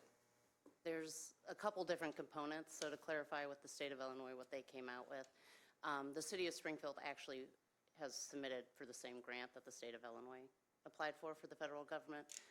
It's more of an educational piece. So the community connectivity program. So it's those who don't have internet access, they provide funds to go out to the communities to help people do that. We've been trying to do that on a grassroots level with the Ring doorbell installation. We've been meeting with families who, that's our first step, because if they don't have internet, they can't get a Ring doorbell. Then they can't use the AMRIN. So we've been doing that. However, to back it up, we did finish with the State of Illinois Task Force. Then we built out a dashboard, and I can share it with the dashboard. I shared it with the SSGA. It breaks down the top or the least performing wards in terms of, or census tracts in terms of internet access. Sadly, actually, it covers 6 different wards. It hits different areas. And what that means is it's not maybe for you or for me, but it's going to be for my children and their children. Like, that's what we're looking at doing to improve that. And so actually, one of the other least performing wards is downtown, and that's economic development. So that's why we brought in SSGA for that, because of the UIS Innovation Hub. So it's a lot of moving pieces. We've been in communications with the city of Syracuse. They have rolled out a couple RFPs. So that's where this money would be going to, is we've had the conversations with Comcast, AT&T, i3. i3's not interested, unless they've changed. But everybody wants a match. Everybody wants, to see that the city is committed to this.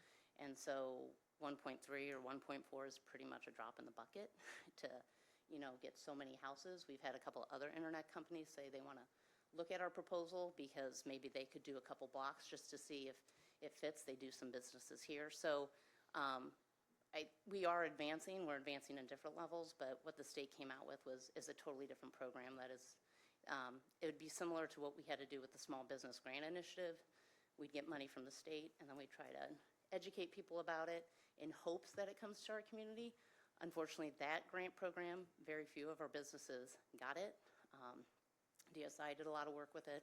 Other people did a lot of work with it. So we decided with this broadband grant, we are going to go after the money ourselves in hopes that we can have a better return for it. So that money just simply goes back to us when we put out our RFP to these companies to say we're ready to do this using our dashboard and going from there. And it's not to say, yes, we'll be starting in the least performing wards, which is 2, 3. Then I actually think it goes into 6.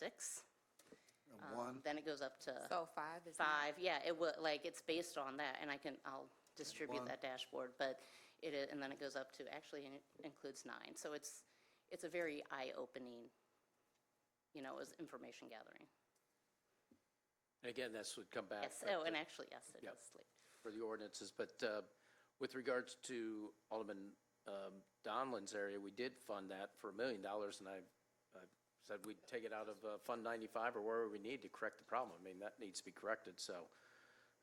Mayor, Go can ahead, I ask, Alderman Donlin. just for clarification, I did not see that. I don't know if someone can explain where and how that was done, because 500, we were told by the department, 500 was put in the budget as submitted, and I didn't see an amendment that added 500. Regardless, it's a project that needs to be funded. Actually, Doug and I Brown can appreciate come up that. here. I told him to put out an RFP, see what the true costs are, and, or Todd, whoever would like to, but we're going to pay for it. I mean, it has to be done. And that's like the sewers around the lake. We started that initiative. And if you could tell us how much the sewers around the lake are actually going to cost. I don't, Todd, do you have that number with you by chance? Because Six is what what we're doing right now is we're doing the planning around the lake. So we'll have shovel-ready projects for grants for the sewers, but we'll continue Actually, to fund it as we move along. We have 2 zones ready to go right now. Mayor. Correct. But for the sewers entire around the project. lake, the cost estimate for that many years ago, so this is pre-big inflation explosion, was about a little over between 10 and 11 million. So we're guessing it's going to be closer to maybe 15 million now. I was told that the city's portion is 1.6 for the 250 people that we have left out there. No, that's in the engineering, Ralph. That's Yeah, just we'll the have all that engineering? done. Yeah. Correct. And the engineers just accomplished they have 2 areas ready to go, according to Martin Engineering. Correct.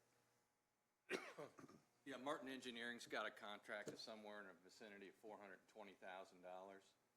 But the total cost to make it the rest of the way around the lake, bring everybody onto sanitary sewers, probably going to be close to $15 million. Right. So we'll get that in your budget next year. We'll be applying for grants, that's for sure, because we'll have it shovel-ready.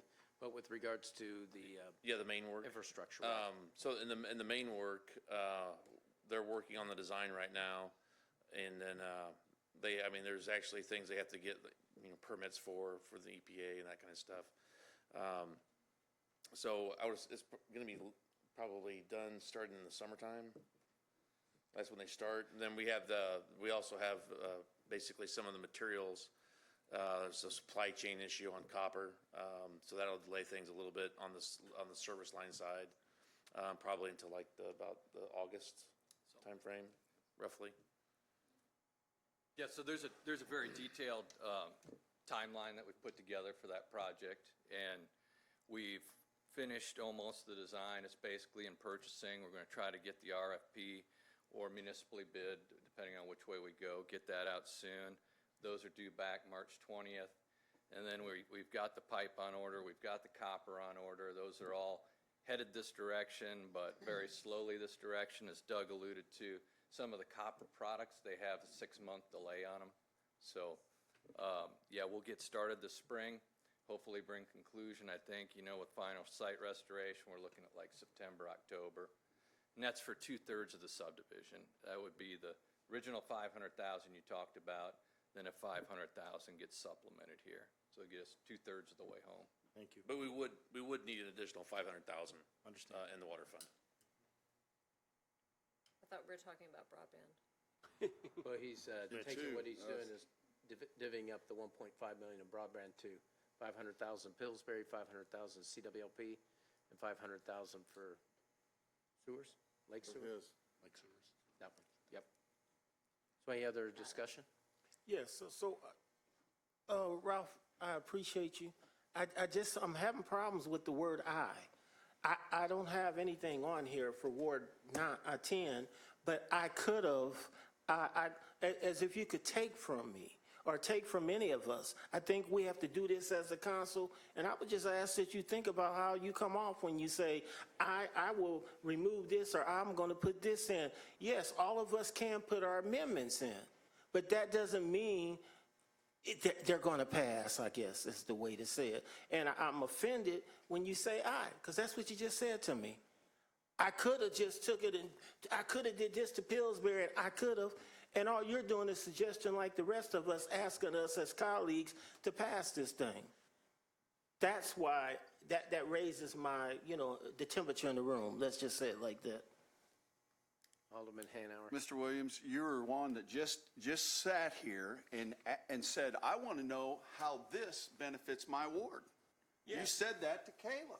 Yes. You just asked that. And she answered me. But But I didn't say it like I was stopping her. Not everything's going to benefit everyone's ward. None of this benefits my ward. And yeah, when I put an amendment in, I can put an amendment in. If it passes, it passes. If it fails, it fails. All of us can. And with that, I'm calling the question. Let's get this going. We'll never get out of here. I did have a question. Alderwoman Purchase. Then we'll take a vote. Make me nervous. Alderman Hanauer, since the mayor said that Alderman Donilon does have the money in there, could we reduce it a little bit to give? I'm not asking you to take the whole 1.5, but, We'll go with it, and we can adjust it later. okay. Alderman Donlin. No, Mayor. I'm good. Okay, all in favor of the motion, say aye. Aye. Opposed, say nay. Nay. Roll Roll call. call. Roll call vote. Alderman Redpath. Aye. Alderman Gregory. Alderman Williams. No. Alderwoman Purchase. Aye. Alderwoman DeCenso. No. Alderman McMiniman. No. Alderwoman Connolly. Aye. Alderman Donlin. Aye. Alderman Hanauer. Aye. So much for the future. 5 ayes and 4 nays, Mayor. Thank you. So it fails because it needed 6 votes, is that correct? How many votes you have? 5. 5 ayes. Oh, so it fails. Good. Motion fails.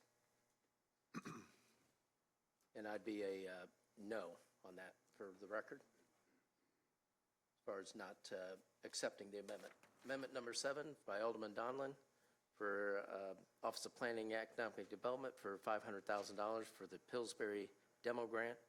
And again, it goes back to someone's request for joining, hopefully. Yes. And I think Alderman Williams came up with a proposal, I think, to split the cost. Yeah, so as far as, $1 million is $1 million. If I said 250 over 4 years, I can live with 500 over 2. I mean, I'm quite sure Pillsbury doesn't mind how they get it, I just wanted to put $1 million toward the project. So, Alderwoman Purchase. so with Alderman Williams' amendment, do the others need to be removed? One. We vote on Yes. each It's one. the same money. Yeah.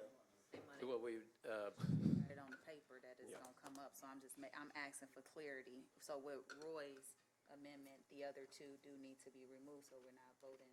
No, we vote on all of them. Combine them. Just be Alderman aware, Donlin. Mr. Go ahead. Mayor, I'd make a recommendation to pass amendment number 7 as presented. Second. Been moved second to pass amendment number 7 as presented for the funding source entirely from the Madison TIF. Not from the tip. Is that right? Yep. Discussion? Alderman Conley? Thank you. Yeah, I just actually wanted a little clarification on the funding source with the TIF. I'm not familiar with the Madison TIF. I want to make sure I'm assuming, Alderman Donilon, you've looked at this, but it has those funds available. I'll defer to the Office of Budget Management. there's $2.8 million in that fund. I think if we've got that much TIF money, this would be a better source than Alderman Williams. I think just if we can use the TIF money, if there's that much in there, that might be better than taking it out of corporate fund over, stretching out over more time. I think it might give us a little more leverage with other grant opportunities too, if we have a bigger amount available for Pillsbury, moving Pillsbury forward to leverage those funds. So if we can, this would put 500,000 from the TIF, gives them a bigger bump, maybe instead of just get that started more quickly. For 2 years or 1 year? This is 1 year, so. That's less money. We have to do it again next year. We can't vote, we can't allocate over 4 years. We do it year by year. So I'm just saying, my preference on this amendment is that I would prefer it come from TIF as opposed to corporate fund. That's the reason I'm supporting this. Alderman Gregory.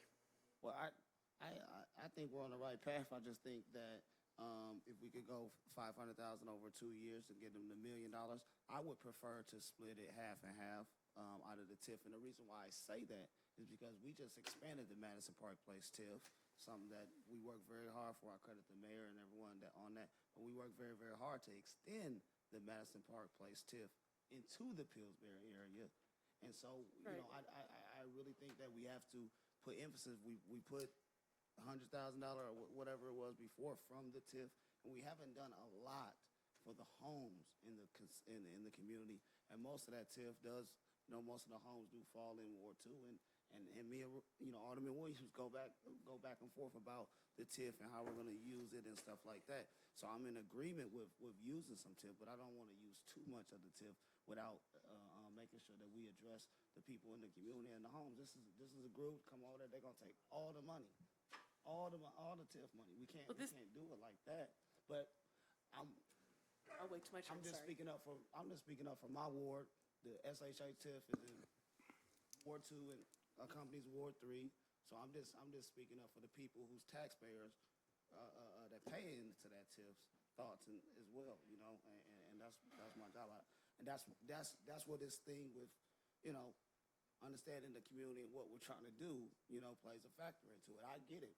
You care about the whole city, but we really spend time over here in this community and hear this stuff all the time about, you know, what we're doing and how we're making priority to, you know, different things and not the people. So I caution us to use, you know, all TIF, but, you know, I really would like to split it half and half. Mayor, point of order. In any circumstance. Okay. Point of order, real quick. Sorry to interrupt. That's right. Did amendment, just for clarification, did the amendment 6 pass or did it fail? It was 5-4, and we don't go by the 6 rule, 6, so You need Mr. 6 Zirkle, votes did for it the plurality. pass? No. But go ahead. Yeah, I was going to say ordinarily. 5-4, I was going to say, ordinarily on amendments, it has been a simple majority. So the ordinance as a whole requires 6 votes to pass. When there have been the actions on amendments and so on, that does not pass the ordinance. So it has been, in the past at least, a simple majority in order to adopt an amendment, But to adopt the ordinance requires a minimum of 6 votes in the final decision.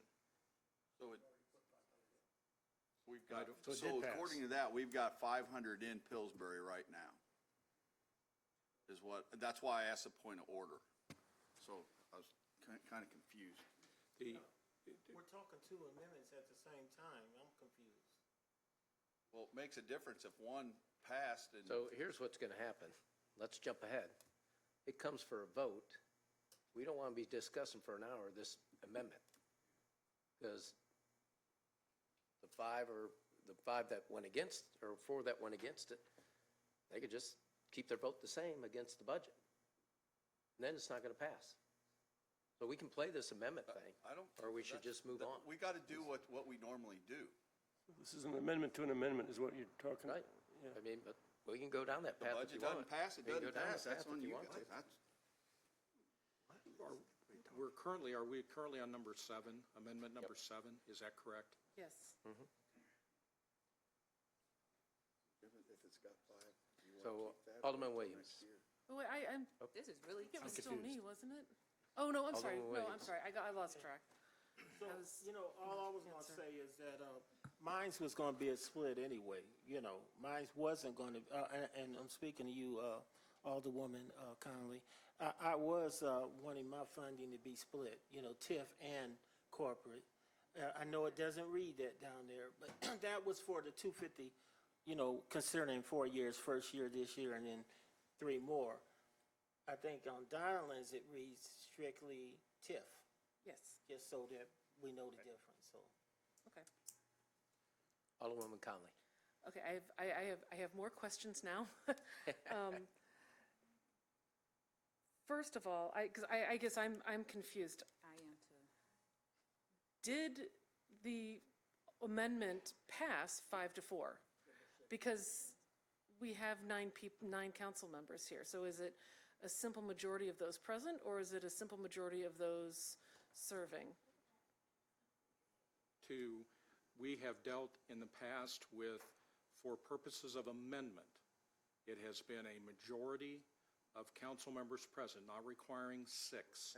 However, to pass the ordinance always requires 6, even if there's only 6 council members here. Right. It always requires 6 to make a final ordinance action. So I understand that, but then after that amendment passed 5-4, Alderman McMiniman said, so did that fail? And you said yes. So that's what I'm confused about that, because if it looks like it passed based on the numbers, so should we have a recount of that vote to allow the mayor to cast a vote on the amendment, or? Can't cast a vote until. Not on the amendment, that's what we get to, okay. So that's what my confusion is. This amendment actually passed, didn't it? Yeah. Yeah, so it did not fail. The procedural process is that for amendments, it has been a majority of members voting to pass an ordinance of any kind requires 6 affirmative votes, even if there are only 6 aldermen present. Right, but for that amendment, it passed with a simple majority of the council members present, correct? Yes. Okay, that was my confusion, because and again, Alderman McMiniman, I'm not trying to No, speak for I you, but agree you with what asked we're if it saying here. I think passed. the mayor was saying that this could jeopardize the passage of the ordinance itself. Okay, If the no votes wanted to, I mean, if those that think we should fund broadband stick together, then we don't have a passage of the appropriation ordinance tonight. okay, so I just wanted to be clear on that. And then to the question here, Alderman Gregory, I understand your concerns, and that's why I asked about the balance in Madison Park, or Madison Place. 2.8 million, I mean, to take $500,000 out of 2.8, that gives us a really big step on dealing with an environmental, ongoing safety issue that, let's be honest, people in that neighborhood, their home values are impacted by that, their livelihoods, their health are all impacted by having Pillsbury still there. I think taking TIF supports our corporate fund a little bit more. I don't have a problem coming back if we need to in future years and really making sure that Pillsbury is done correctly. And if we need to go to corporate fund for that in the future, absolutely. But that leaves us with $2.3 million for work to be done. And I respect how that TIF was expanded. You know that I know that we need to be stabilizing our housing stock, and I look forward to seeing projects go forward there, but we're not going to spend all that down. $500,000 towards Pillsbury makes a really big impact on something that is a consistent, constant drag on that neighborhood. I'm open to it. If he wants to do Alderman it, we argue Redpath? about this all the time. Alderman Redpath? Thank you. So thank you very much, Mayor. Well, I think I was looking for some clarification that, and I understand Alderman Williams was going to do 4 years, but we can't appropriate for years after only 1 year, correct? Right. And I think the commitments here, Alderman Williams, that we're all, I can tell you I will vote for it next year again, but I think we can only appropriate for 1 year. Right. Is that right? You can obligate future years. We do it with contracts. Not with the Not budget. for budget.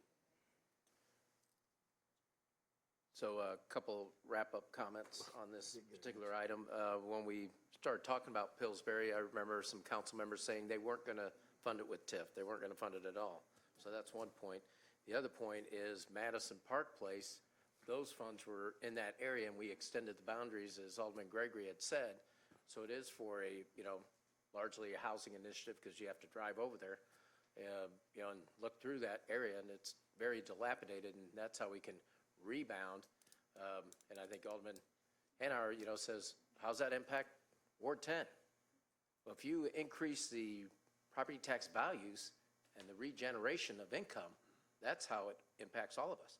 Because then hopefully you're generating enough revenue that you don't have to ask for tax increases, and you can provide raises to the police department and others and move forward in that direction. So it's very critical that we redevelop these areas that are underfunded. That's what the whole key component of broadband is. And what's pointed out is it's bleeding over to other areas. Because I lived in Ward 6, and that was considered the west side when my dad was mayor, or when he was streets commissioner. That's a voting rights lawsuit. Now that's considered a digital divide. And so that's the importance of broadband, so we can lift up our community, so we can be like Nashville and all the other places. But with regards to this, it's, you know, you mentioned, I know Alderwoman Conley, she's a great advocate for housing, and that's what the funds are for. So, and it's the people in the TIF that pay for it. So if we want to make the commitment, actually, I was in a meeting and they wanted $1 million. Actually, I think it was probably $2 million eventually, between $2 million from the city, $2 million from the county, $2 million from the state, since the feds gave $2 million. But we should make the commitment for $1 million. So I think with Alderman Williams going back to his proposal, and Alderman Gregory or whoever else, should be split. We should take it out of corporate fund, half, and half out of TIF, because that shows the city's commitment. And it's not just on the shoulders of the people that live in the TIF carrying that burden. We share it. So $250,000 from the corporate fund, $250,000 from the TIF for this year, and I think Alderman Williams wanted to do next year as well for the same amount. If you could answer my question, Mayor, I don't think I heard your answer. So we can appropriate for more than 1 year? Sure. Never done that, not budget-wise. Can you do set-asides? Haven't we set aside some of Fund 95 for future projects? Haven't we, Director? Well, yeah, we have money in balance and we have a spending plan over time. Nothing is committed per se, but it's obviously restricted or planned for infrastructure projects. Okay, I'm for it. I'm going to vote for it one way or another. I'm just trying to figure out if we're doing it legal. Yep, it holds it aside. Puts this year's in the budget and then holds aside the rest. So, go ahead. Thank you. So the motion, Alderwoman Conley. Yeah, so would it work then if what we did is 500 from the TIF now, and then Alderman Williams, I'm sorry, I'm looking at the Mr. on the list here, right? Alderman Williams amends his amendment to be 500 from this year? I'm trying to see, and again, I apologize, but it just says corporate funds, so I'm going off of what's printed here in terms of where the intentions were for the money to come from. I would like to vote for this and then also vote for corporate, I mean, if we need corporate balance to go towards this, I don't have a problem. I've been Pillsbury needs to be addressed. That would still get us to split, so, Okay, you know. So you're fine with that? all right. Well, here's So can we vote on this? what would be good is if we combined amendment number 8 and amendment number 9. Yes. That's For what $1 I was million. asking originally, Roy. And then half would be coming out of corporate and half from the TIF. And you split that over 2 years. You mean Right. 7 and 9? So that's a 500, 7 and 9. 500 a year, Mayor? 7 and 9, Is that right, what it Mayor? was, 7 and 9? Yes. All right. I second that I'm motion. in. Sorry. I 7 second and that 9. motion. I got Wait, one wait. question. The mayor can't make a motion, he's the chair of the meeting. Right. Question real. Yep. Alderman No, chairs Hanauer. can't make motions. Alderman Hanauer. I'm sorry, It's okay. so right now, so with this, if this passes, we got 1 million in this year, and then we're kind of jumping ahead, I think, do we make a decision on this first, because I'm getting confused here, I don't. Roy, why So don't you right vote now, one at a time? they got 500,000, with But this, why don't that you make makes the it $1 motion million as for your- this year. Chris, you're doing all right, Keep arguing, Chris, you might Hang get two tight, minutes. right? Well, that's based on the broadband. Depends on what that ends up being at the end. What do you mean, what are you talking about?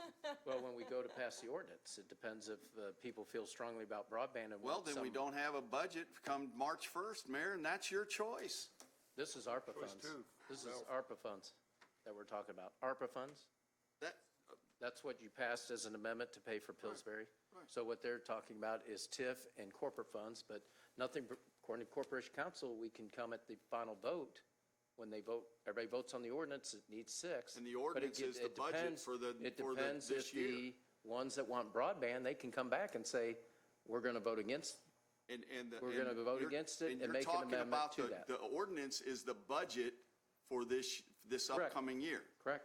Okay, vote against it. Yeah, we'll just, Vote against it. Well, can we we are just going to see what happens, aren't we? vote on this amendment? I voted against it, but I'm voting for the budget, so. Call the question. Yeah, call Very the good. question on this. So what's the motion? Motion what's to that? pass amendment number 7, Mayor. Just on its own? I thought, I think that's appropriate. We'll get to Yes. 9 Okay. next. The motion is to pass amendment number 7, taking $500,000 out of the TIF to pay for Pillsbury. I've already seconded it. and Roy, And second, any other discussion? you said you was fine. All in favor, say aye. Aye. Opposed, say nay. Motion carries. Okay. Amendment number 8, for water for $500,000 for CWLP for the Bruns Lane Dawn Drive.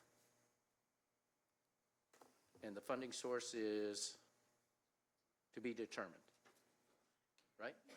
That's- Right. We had conversations with the alderman on this, and I believe Doug Brown could come up. Our indication was from the utility that they didn't have the money in the water fund to do this, so if this were going to be allocated, it would have to come from a different funding source. That's correct. I mean, Yeah, that's a directive I gave. Yeah. That's why we put it out for bid. Yeah, so that Mayor, process. Mayor, if I can, since Sure. there was no funding, since we didn't know how the order of these amendments were going to play out, I believe that's why the Budget Office didn't specify a funding source. Since you've committed and been very clear about the support in the additional $500,000, I would suggest that come out of either Fund 95 or the corporate fund. And I'll defer to the Budget Director's guidance on what is in the best interest. Or CWLP, whatever. We'll bring it back for an ordinance regardless. Well, an ordinance has to come back for sure, but we Right. need the budgetary authority. And Right. Did you want so the 500 currently is in there already from Amendment 6. So did you want to still go forward with this ordinance and do another 500? Well, I think it's safe to do that because of the comments that were made about amendment number 6 just minutes ago. That amendment number 6, there's an opportunity that may go away or may not, right? What? Wait a minute. We need, I'm sorry, Mayor, Mr. Zirkle, we need a yes or no answer. Did Amendment 6 pass? Yes. Or did it not? I don't care about the ordinance. Did passed. the amendment It pass? passed. Okay, so there's 500, But you got can vote at the 500. end. Nothing's passed yet until we vote on the ordinance. Well, but the amendment Theoretically. is attached right We now. call the question and vote on this amendment, please. Thank you. Again, We appreciate but it. we need a funding source, Mayor. Fund 95. Very good. 95. Okay, there we go. Can I have a clarification on who made the motion? Whoopsie. and who made I'll the make the second? motion to I pass. seconded it. There we Out go. of Fund 95, this is amendment number 8. 500,000 to do the Bruns Lane Dawn Drive. I requested to speak before all these others started speaking, so I Thank got you, a Alderman. factual Called the question. I made a request to speak before you called the question. So I got a factual question for either Mr. Donlin or the Water Division. How many and I think, Jim, I think I asked this question when we discussed this during the budget hearings, but how many homes are affected at this location of Bruns Lane and Dawn Drive? I'll defer to the experts at CWLP.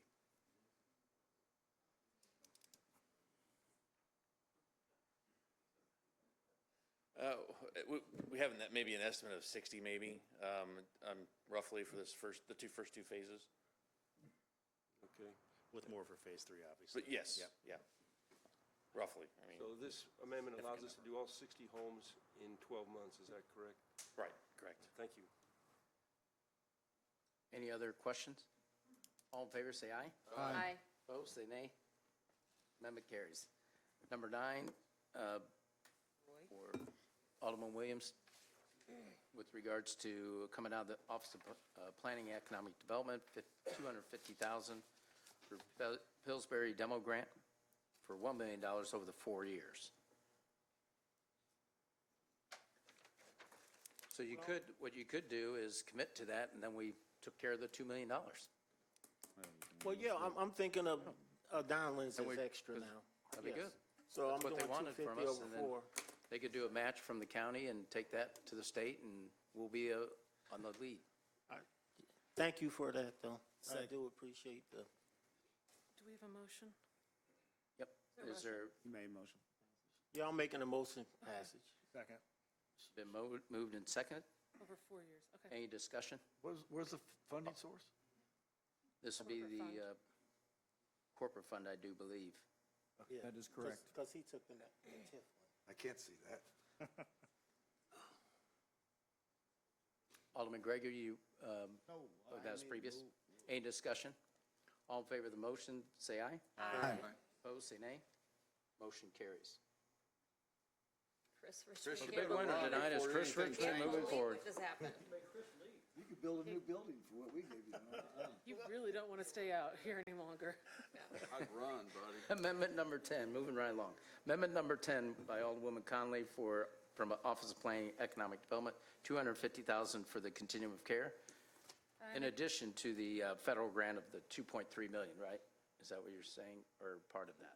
Those are two separate issues. This is, can I make a motion that we take $250,000 from the corporate fund to fund the request that the continuum of care has made, that we match the county's contribution. Second. Thank you. Been moved and second. Any discussion? Yes.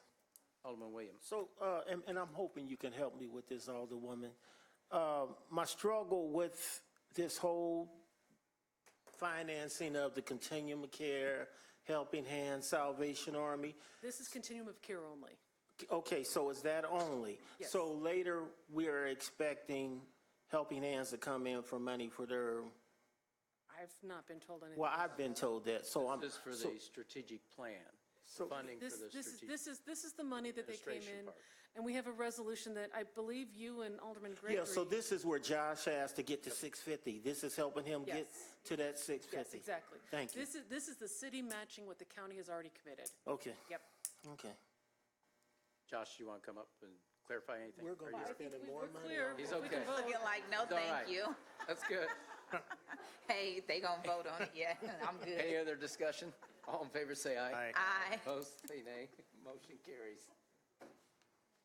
Next is amendment number 11 from Alderman Williams for Public Works, $87,927. Addition of a zoning employee. Well, I guess housing, zoning, I guess it's Yeah. the same. So Nate Bottom will Nate. come up. So my intention is just so that the council understands, so this department works hard and it's grueling. It's a lot of work. I just feel like we don't have, I was using the word housing inspector, or inspectors are dealing with my housing issues. I just think we need another one.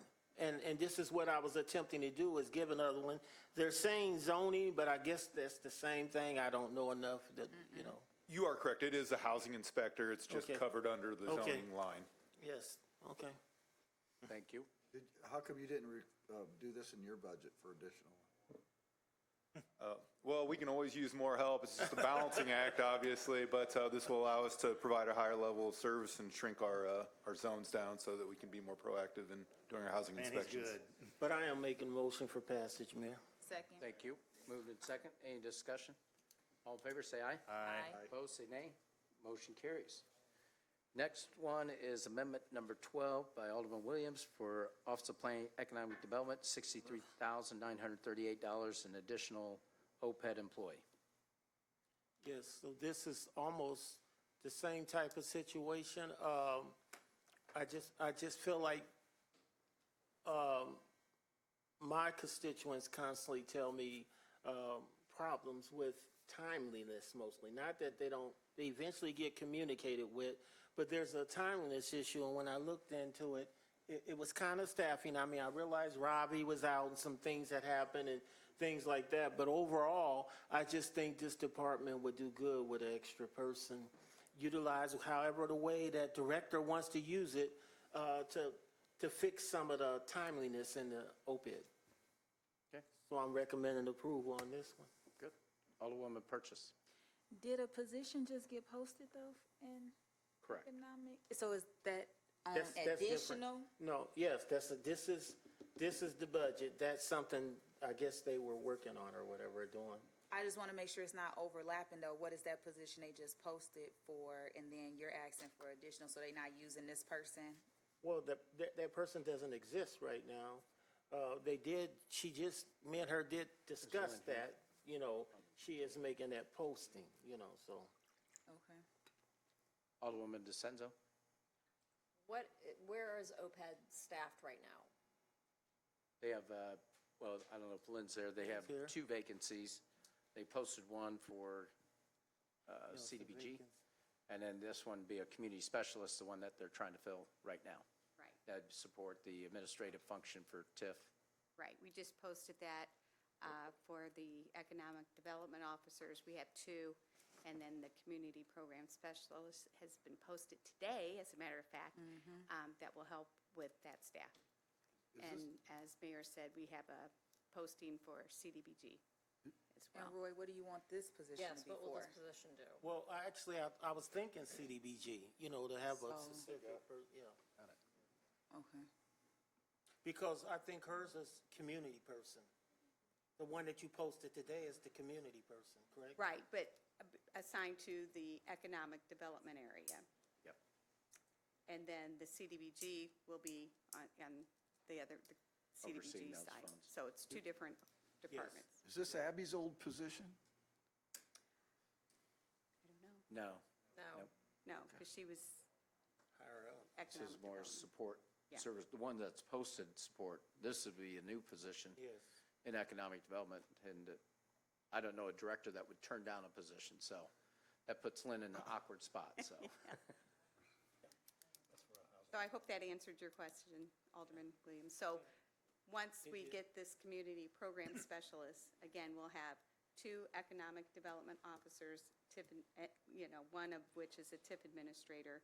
And then this new position will be one that we haven't had before, and they'll be more of a support function for the 2 economic development officers. Thank you. Any, Alderman Hanauer? So right now, we're 2 down. So we're adding, so they would be 3 positions down if we add this. So I think they would be even then. I'm Right. hoping. We're really not down, we're adding. I Right. mean, But you got 2 vacant positions right now. Correct. Well, the posting. And if happened we today. get those hired, would it, I mean, That's it. I don't, That's why I was asking you, what do Yeah, you it's want? 1 and 1 right now. Well, that's because they don't really exist, but it is posted. but, so my point is there's if there's deficiencies or whatever, right now, we're 2 people down, that definitely impacts you. If we fill those 2, will that Help out. take care of that? Yes. oh, definitely, yeah. But, so then, is a 3rd needed? Because here's the only thing, and I'll bring this up. We've added people before. We got one coming up where we, for new crew for Public Works. We put this in the budget before, never got filled. So keep in mind, we can add, and it's the mayor's office that decides whether they provide the position or not. And I guess the question is that, is it necessary, Mayor? I mean, that's, from your standpoint, is it necessary? It's same with, the others, because it doesn't do us any good to keep adding this and then they don't get filled. And Yeah, we would assess after the 2 are hired and see what the workload is. right, that's. But And they have is there taken a on mechanism? cannabis and other projects, so. Yeah, Mayor, is there a mechanism? So if you guys need to increase head count, you guys come back to us and we do it at that time, right? Right. Why don't we? Are That you might be interviewing for those another positions, option. Lynn? Are you interviewing for those 2 other positions? Well, we just posted the one today, and then for the CDBG, there have been some interviews held. Okay. That's recently posted. All right, But thank you. what I would say with both positions, it will certainly help the situation. Especially with the vacant lots. Right. Right. Helping with that initiative. They need all the Very help good. they can get, so. So, any other discussion? All in favor, say aye. Aye. Opposed, say nay. Nay. Motion fails. Next is amendment number 13 by Alderman Gregory for Public Works for $80,000 additional lot maintenance. So, yes, Mr. Mayor, if I may. This particular ordinance, this is just going into additional into the current grass cutting contract money. We not only, increase every day with lots that we need to cut, but houses that we have to attend to. Many of the times we have to send them away from their normal duties of cutting the grass to really go in the house, not in the house, but in the yard that has fences and clip them down. And many of our contractors, they've been complaining about, their equipment and stuff. And some of these lots are really, really rough that we're attacking. This is not some small feats. So I did want to add that to their budget to help them out in that regard. Very good. Alderman Redpath. So how'd you come up with 80,000? 80,000. Well, no, my boy Nate came up with it. I think it's the contractor's portion. That's correct. And Deputy Director Harris calculated it, looked at how much we spend, and then adding an additional 2 to 3 cuts, we estimate that it'll be $80,000 to keep the grass down a little bit more. It's a new contractor, or it's just? It will be spread over various contractors. We generally have about 30 or so, 30 to 35 contractors that cut.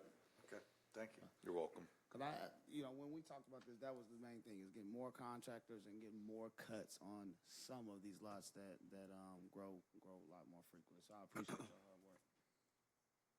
Any other discussion? We need a motion and a second. Oh, I motion for passage. is there a second? Moved and second. Any discussion?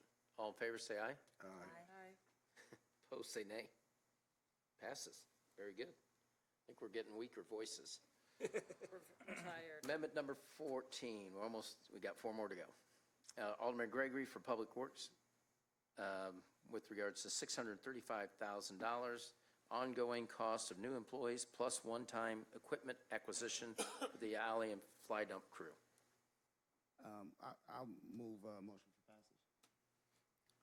Second. The move and second to approve. Any discussion? Yeah, how many employees and how's this going to work? And break it down.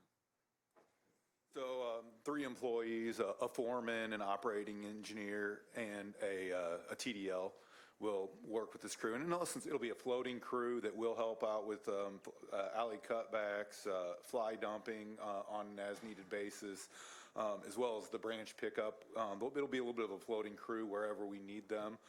Just provides us a little bit more flexibility. And it also, we will not have to pull our solid waste crew off of solid waste duties. And we'll be able to have them basically stay on branches, this specific crew, so that we can get our 24 hours quicker and keep up with our fly dumping and not get behind on our tickets. So is this a $635,000 annually? No, well, the equipment's, I believe it's $285,000 for the salaries, and then it's $300,000 for the equipment, $100,000, I believe, for a telehandler, which is what the operating engineer will utilize. Grappling truck? It's a smaller truck. It's kind of like an all-terrain, smaller forklift, heavy-duty forklift, with rubber tire wheels, and then a tandem truck. So that's about $175,000, and then also an F-250 with plow package, just so we can utilize it for plowing operations as well. Thank you. You're welcome. Alderwoman Conley, then Alderman Donlin. Nate, please don't leave. I mean, I appreciate the optimism, but, so you say alley cutbacks. What do you mean? So sometimes you just have overgrowth in some of the alleys, and we need to cut them back. So is that not the obligation, the responsibility of the homeowner? It is, and when we cite the homeowners a lot of times, however, unfortunately, we still do have to do those we have to perform those functions. Sometimes we cite them a lot of times, and then just in order to improve the safety as well as to ensure that the garbage haulers can get down the alleys, we do have to cut those back. Okay, so you use 2 different modifiers there. You said sometimes, and we often.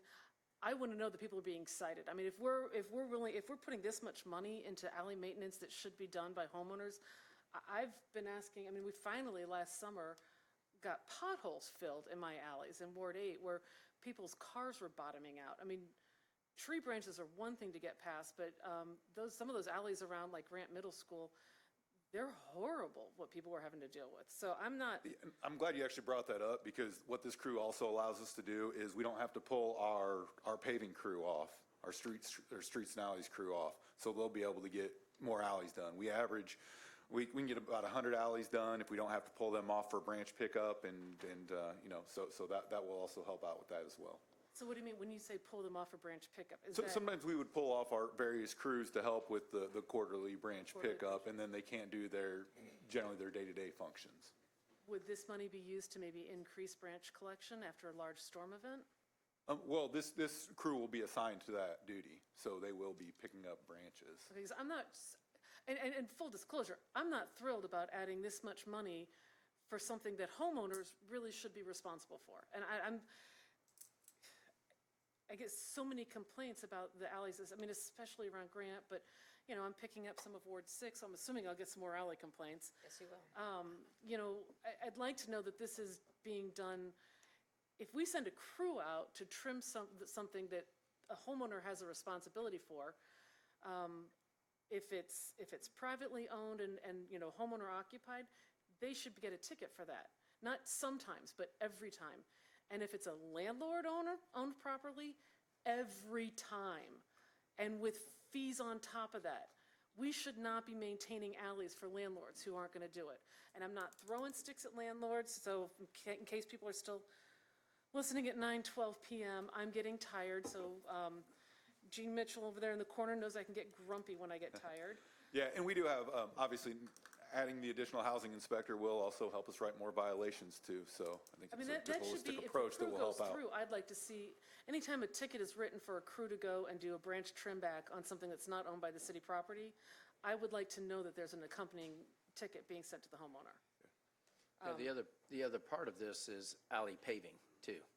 That's That supposed to wasn't help with mentioned. that. Yeah, that's correct. We don't have to, like I say, pull that crew off to do the alley paving, and that's only a portion of what they're doing. They're not doing cutbacks all the time, by any means. They're doing Okay, the but branch every time they do a pickup cutback, you're promising me they're going to write a ticket, right? We will do our Only in best Ward job. 8. And I think we had 11,400 citations last year, so our housing inspectors were very busy. Oh, I know citing they're people. busy. There's a reason I voted continually to add more staff for that. Okay, thank you, Nate. You're welcome. Next time we talk, can it be more than sometimes? And it should be a matter of policy instead of something that sounds a little more infrequent? Sure. Because Yep, no. and then, then we go to collections, we'll deal with that, but people need, especially landlords. I mean, if they're renting property and the city's subsidizing their income, not thrilled about that, so, okay. Alderman Donlin? Yeah, thank you, Mayor. Director, I was prepared, leaning towards voting against this, but I have some questions that could sway me otherwise. Explain to me why this wasn't in the budget as it initially presented, if it's so important? I'd say it's a balancing act, always asking for more money, and we did get additional crews the last couple of years, and we try to do the best with what we can. However, it does allow us to provide a higher level of service. We got a little bit back on our alleys, our paving of our alleys, so this will allow us to keep that crew dedicated to paving alleys during the branch pickup seasons. Also, our solid waste tickets got a little bit further behind after looking at them, even a little bit after the budget. So that just allows us more flexibility to allow them to stay on our 24-hour notices, as well as. Does this amount, Alderman or Budget Office, whoever came up with these numbers, does this amount account for a full year's pay and all of the equipment?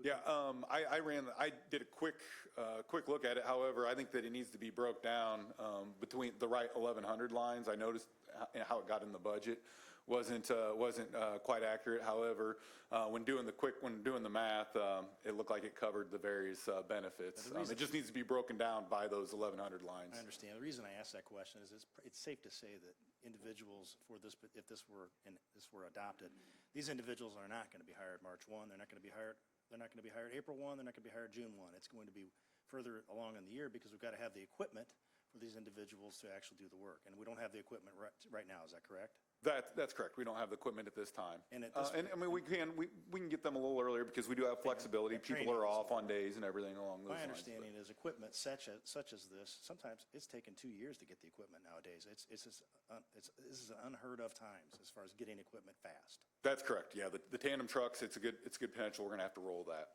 Mayor, do you intend on, if I can, Mayor, do you intend on, if this passes, entertaining hiring? Because I mean, like Alderman Hanover said, there's no reason to pass it if the answer is no. No, we're going to do it. Okay. Thank you. I think you maybe changed my path. But they will hire when the equipment comes in, I imagine. You have to have equipment. We'll make sure that we have equipment. We have leasing options as well. We have other equipment. We have backhoes that we can utilize temporarily. But the tandems we'll obviously have to get, but we also have some pickups. We can ride with 2 people in a truck. We have options. But yeah, they're not going to be hired March 1 by any means. Director, It's going to be a couple months. I trust your opinion. I trust your guidance. You've not steered us wrong yet. I'm very cautious about just adding positions and adding money to the budget that is recurring because of issues that we've had to deal with at this horseshoe in recent years and in a decade past.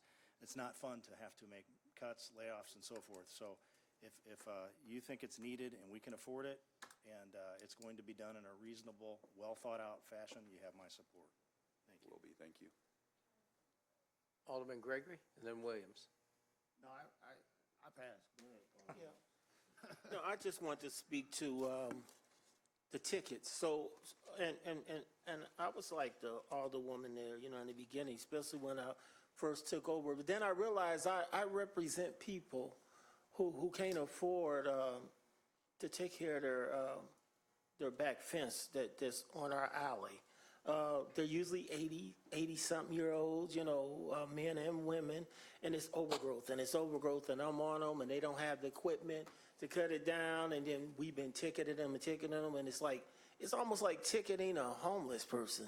If they can't afford the equipment, and they ain't got the ability to hire people to do that kind of stuff, sometimes we just have to do what cities have to do and cut back and not worry about a ticket, is all I'm saying, in my ward. Now, Ward 8 is kind of, they got money. Come on. And they don't have these kind of situations. No, it's not funny, But Mayor. so when you think about an alley and you see the overgrowth, the first thing I'm thinking is, who would let it get this bad? But when you dig a little deeper, you find these kind of situations. 80-year-olds who are just check to check, whether it's Social Security or whatever, and they don't like the overgrowth either. But then the neighbors are screaming, Alderman, get something done. And I'm just saying to you, sometimes I try to get it done without the citations, because you're just citing this old person who already is so broke they can't afford the scissors or whatever it is to trim it and keep it nice. And there's a role for us to play in that. And it ain't always about that. Just jump on them because they own a home, because I'm talking about homeowners in this case. They live in their home. They just are poor, and their alleys get real bad, and I have to try to force Noted. to get it done. Alderwoman Conley. Thank you. Yeah, this isn't funny. Ward 8 has plenty of pockets of low income. But you want to ticket Let me them. finish No, let me Alderwoman finish Conley what I'm finish. saying. We'll go in order. Okay. Thank you. Please Thank do you. finish. Oh, thank you for the Go permission. ahead, Alderwoman Conley. Thank you, Mayor. I'm glad I'm allowed to speak tonight. I have not done that much, Mr. McMenamin. Let's just try to stick to the subject matter, I'm please. trying to, Mayor, if these gentlemen would let me finish my sentence. Thank you. I have plenty of pockets of low-income homeowners and elderly homeowners, which is why I pushed through an ordinance to give them support to do exterior repairs. I'm not as concerned about elderly homeowners who can't afford trimmers getting ticketed. I don't want to see landlords getting passes. People who are earning an income from their property need to be ticketed if they're not maintaining their property. It's not a laughing matter. I've got plenty of low-income pockets in my ward, and I'm going to advocate for them too. So maybe we could stop this east-west stuff where everyone in my ward is wealthy. That's not how this city works. And you can nod and you can laugh at me all you want, Mr. Williams. We'll come up with a process regarding Thank you, addressing Mayor. landlords. Yep. Almost turned me into a no on this vote. Alderman Gregory. Alderman McMiniman? Yeah, I think this, the fact this is a lot of one-time spending on this one, it's a lot of one-time spending for equipment. You know, we've given the fire department how many millions of dollars of equipment? So I think all the wards care about the alleys, and we all depend on public works crews. I think you're about 60 employees short of what you were 10 years ago. So I think this can be justified. Okay. All in favor, say aye. Aye. Opposed, say nay. Motion carries. Thank you. Amendment number 15 by Alderman Gregory from the Office of Budget Management, $300,000 for engineering and design work for 11th and South Grand. I motion for passage, Mr. Mayor. I hate this thing. I'll be glad with my stuff. Bear the movement to pass. And second, any discussion? Yeah, what's this do? So, Nate? come on. Cause I'm gonna butcher it, but I try it. So what it does is for 11th and South Grand, it's one of our higher accident intersections. There's about 20 accidents per year. It will add a left turn lane on South Grand Avenue, as well as modernize the signals. I don't think they've been modernized. I don't think they've been touched for about 45 years, and upgrades the controller, improves the safety, and as well as the curb and in the sidewalk within that area. Well, Mayor, I'm sorry. Yeah, go ahead. So this will be the design portion, and then we're planning on applying for Highway Safety Improvement Program funds, which you can get up to 90%. So we want to get going on the design, and then we'll be submitting an application for that funding. So how's this is, I mean, where are they? Because I know one of the worst ones is Sangamon and Dirksen. Are we already starting the process on that? Because if to me, that should be number one on the queue, because I think that's the number one, that's the worst accident. And then you got, I think, Lawrence and Monroe and. Yeah, so, yeah, you're correct. That is, I think, the highest accident one in District 6, and those are both state routes, Dirksen and Sangamon. However, with that being said, we are working with them. We have a partnership with them, and we'll have some funding within that. They're planning on adding dual left turn lanes, improving the timing, as well as some median improvements along there. It's just the state's the lead on that one. I know they have a consultant on board, but I think it's still a couple years out into their multi-year program. But they are working on that. And then we also already are working on the design for MacArthur and Lawrence, as well as Walnut and Lawrence, with adding the turn lanes in there. We've already had a couple public meetings, and we're planning on hopefully putting that out later this year if we can. All right, thank you. Thank you. Any other, Alderman Gregory? I was just saying real quick that the reason why we brought this, we really was just trying to improve this intersection on why we had this underpass work going, and you know with visions of going down the street. I wanted to go for it all, but Nate wouldn't let me. But I really appreciate everybody supporting this. I think this is a big deal for that corridor as we come into the heart of our city. I really do. Thank you. Any other discussion? All in favor, say aye. Aye. Opposed, say nay. Motion carries. Amendment number 17 by Alderman Gregory for the Office of Planning and Economic Development, $200,000 for Summer Youth Employment Program. No, you missed one. Skipped 16. Oh, I did? Y block. Okay. Number 16, Alderman Gregory, Office of Budget and Management, $300,000 for engineer and design work for the Y block, to make it accessible, I believe. Go ahead, Alderman Gregory. Well, last year I was approached by multiple people, including members of Downtown Springfield, Inc., just about the safety as Levitt was going on. So I really wanted to look with that. We talked to what's the traffic guy name? Thomas.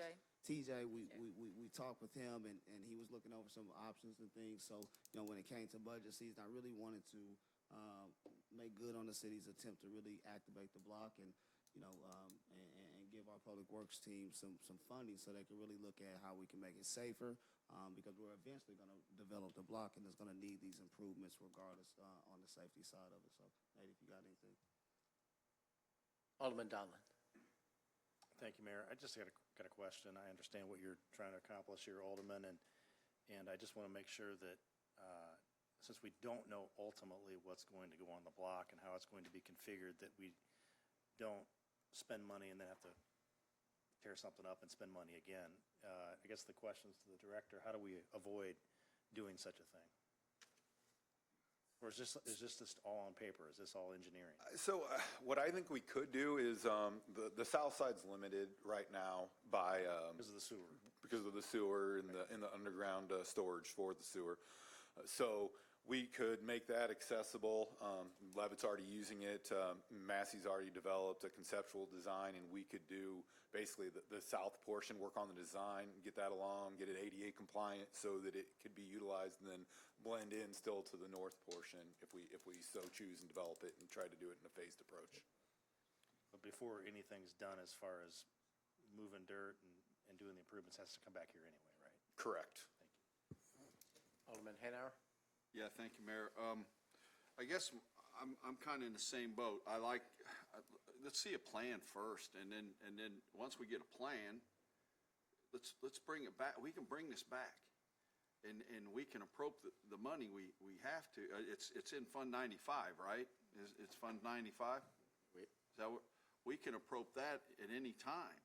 But let's get I'm afraid we're putting the cart before the horse. Let's get a plan first that we agree on, and then roll out the engineering and everything, because it's probably going to be less expensive once we do everything, all the engineering, instead of doing a piecework here, piecework here, piecework there. And that's just my thought on this. And I'm not against the project, Sean, but I just think we need to, let's not put the cart before the horse. Let's get a plan first. Well, I definitely agree with you. I apologize, because maybe I was getting ahead of myself, because we got two big signs down there. I thought really that's where we were moving, but as I've had some conversations, I know that we need to pass a resolution on the plan. So, I will withdraw this particular amendment. Okay. And on the flip side, I want to bring our plan together that's standing out there, and we're either going to go with it or not, so we can move forward. So I withdraw this particular amendment at this time. Thank you. Yeah, actually, you want to explain the work that's been done? No, not right now. Yeah. Yeah, go ahead. No. Hey, you can come back. No, this is, you say there's a plan, there is a plan. Yeah, It's yeah. I on the mean, website. Massey's worked on a plan. We do have a conceptual layout at this time that shows how the area can be utilized bring with it forward, activating and then we'll deal with activating the this. south area, and then as well as providing a phased approach even on the north area, where you can basically get the foundations down or the streetscaping down, as well as the lighting. So. Second Alderman Gregory's And motion. this was for making the block accessible for the Levitt concert series. And that's what the whole intent was. But if people don't want that, that's fine. And No, that's up to I you. withdraw it for that one. And Mr. Mayor, I'd like to work on bringing a plan so we can get it adopted and move forward. Okay. Next is amendment number 17 by Alderman Gregory for the Office of Planning and Economic Development for a summer youth program. A We motion do for with number passage. 16, did we pass that? He withdrew it. We withdrew it. He withdrew it. Okay, thank you. Is there a second? Seconded. Yeah. Okay, moving second. Alderwoman Alderman Purchase. Donilon seconded. I did second. Thank you. So just This real for quick. the summer youth employment program? We didn't get there my yet. question's for. Yep, go ahead. No, we're not Is there. this a one-time, or is this, I do see that, sorry. It's all good. No, and Alderman Hanauer, your words have really dawned in on me about making sure that we get some other partners. So I did reach out to the the school district to really see how we can work together to get some funding. And then I talked to our school board representative, Erica Austin, and she did think that was something possible. So, I don't expect this particular thing to pass until we bring that plan together as a community. But I would like to allocate it, though, so they know that we're committed, and I'll be working with them to get their commitment. Okay. Alderman McMiniman. Yeah, we've got help wanted signs all over town, and particularly aimed at startup positions. So that's the reason I'm going to vote no for this, because we have, lots of opportunity right now. If it was a 10% unemployment, I might go along with something like this. I understand. Any other discussion? Alderwoman Conley. I'm going to shock the shoes off of him, but I agree with Alderman McMiniman. Oh, Wow. Whoa. write it down. Getting late. Well, It's about time, I'll say that. You just couldn't take the win. You just couldn't take the win. Ditto. Any other discussion? All in favor of the motion, say aye. Opposed, say nay. Nay. Motion fails. Next is amendment number 18 by Alderman Hanauer, reducing OBM's budget by $300,000 to remove the one-stop shop funding. Mayor, Yep, oh, go ahead, sorry. I make a motion we pass this that, so, Second. and just to let you know my thought process, I know that water had to remove their funds from it, is my understanding, that they're not able to put money towards it. I think we're still we're getting close to getting things online. I think that once we get things online, we need to take.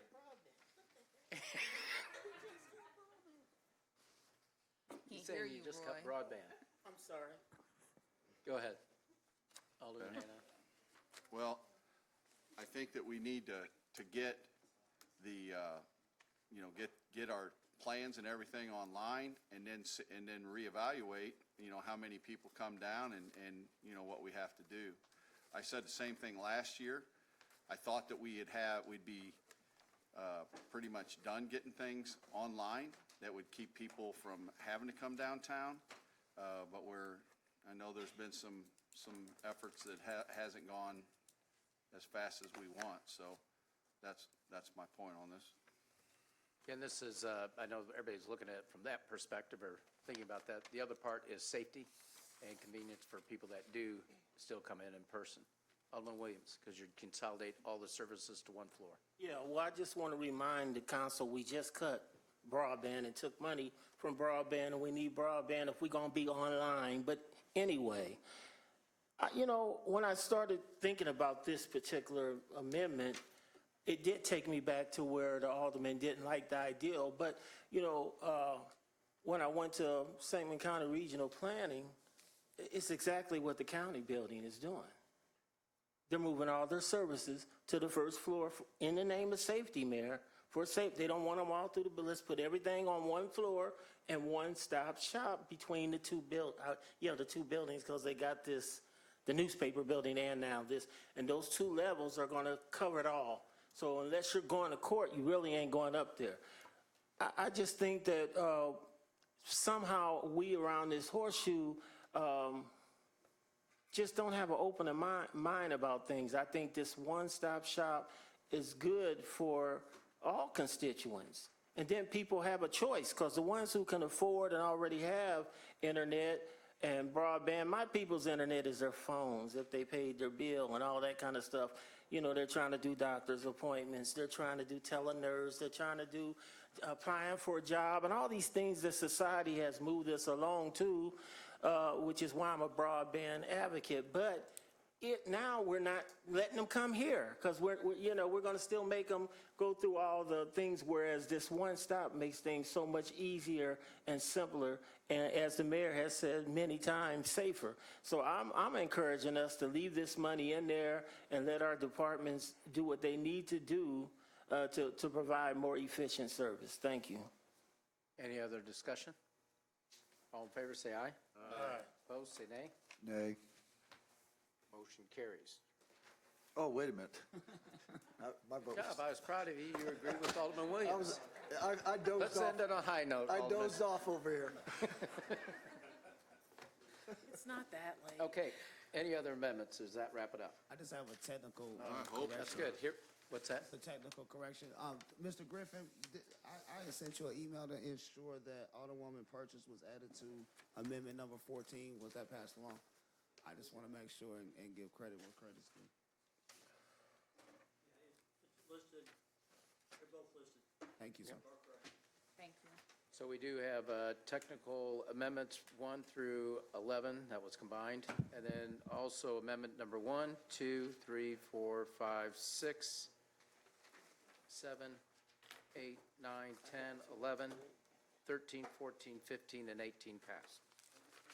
And 19. 19. Oh, and 19. Yep. Thank you.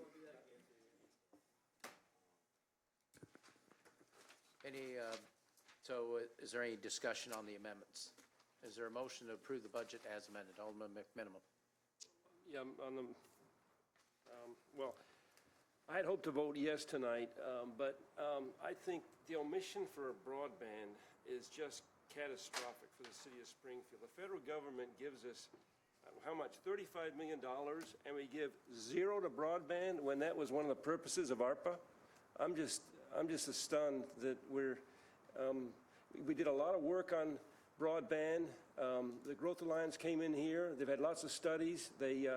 Ryan McCready said, we got to do this. It's so important for our future, and I think it's a massive strategic mistake. I think that broadband money we're allocating was going to match up with other grants and so forth and get a lot accomplished. So I think we're wasting a lot of effort that got put into that. So that's the reason I'm going to vote no for the ordinance. Oh, you're 12 years in a row. Or do you want to put forward an amendment?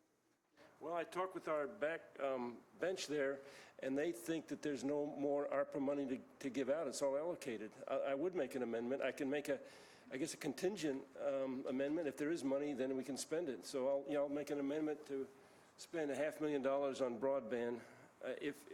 And then that authorizes the money. It doesn't require us to spend it. So I'll second Joe's motion. It's moved and second. Any discussion on adding as a contingent $500,000 from ARPA? Is that correct, Alderman? That's correct, Mr. Mayor. And second, discussion, Alderwoman Conley. So does that include a matching 500,000 from CWLP, or is that just 500,000? Actually, we're going to include the 1.5 million from CWLP, because they definitely have the That's still money. in the budget, okay. So there's 1.5 million, okay, thank you. Any other discussion? All in favor, say aye. Aye. Opposed, say nay. Motion carries. Well, I like ending on an even number anyway. So that's amendment number 20. So any other discussion? Is there a motion to approve the budget as amended? So moved. Second. Been moved and second. Any discussion? All those in favor of the motion, do a roll call vote, All right. please. Yep. Alderman Redpath. Aye. Alderman Gregory. Aye. Alderman Williams. Aye. Alderwoman Purchase. Aye. Alderwoman DeCenso. Yes. Alderman McMiniman. Yes. Alderwoman Conley. Whoa, whoa, whoa, whoa, stop. Can we get a picture of that? What? One more time. I want to hear it one more time. That's the the first time in cameras. 12 years? First in 12 years. It's Someone else is going to get a standing Well, that ovation. That's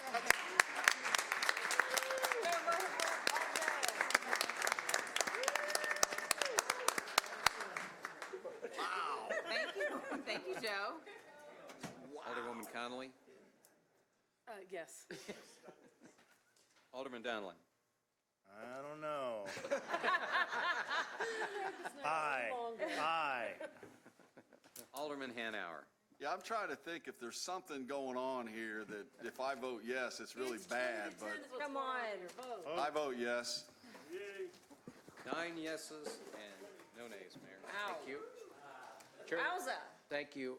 Thanks for everybody's endurance and patience. Chair will entertain a motion to suspend with the rules in place on first reading agenda number 2023-061, an ordinance amending Chapter 36, Section 36.044 of the 1988 City of Springfield Code of Ordinances as amended pertaining to appointments. Second. Been moved and second. Any discussion? All in favor, say aye. Aye. Opposed, say nay. Motion carries. Is there any unfinished business? Alderman Redpath. Yes, Corporation Council, I ask for some clarification on a contract for 2023-043 for the library. I asked you if we had an opportunity to get out of that contract if we need to. I will have to check on that. Okay. And that was. Well, we voted on it, but it's I just think it's a bad precedent to be voting on contracts for that many years. Any other unfinished business? Alderman Hanauer? Well, it's really new business, Okay, Mayor. new but business? I'd like to congratulate the Christ the King 8th grade boys basketball team. They won state. The second year in a row, when they were seventh graders, they won, they doubled it. So I'd like to congratulate them, and maybe we can get them here for, That'd be great. all the stuff. So thank you. Congratulations, boys. And then we do have any other new business from the Alderman, City Council members, sorry. Vance request, is John Meyer here? John Meyer? No one's talking. And what about James Johnson? James, Is there anybody else wish to address the council? unbelievable. All in favor, say, to adjourn, say aye. Opposed, say nay. We're adjourned. Thank you. Somebody go start my truck.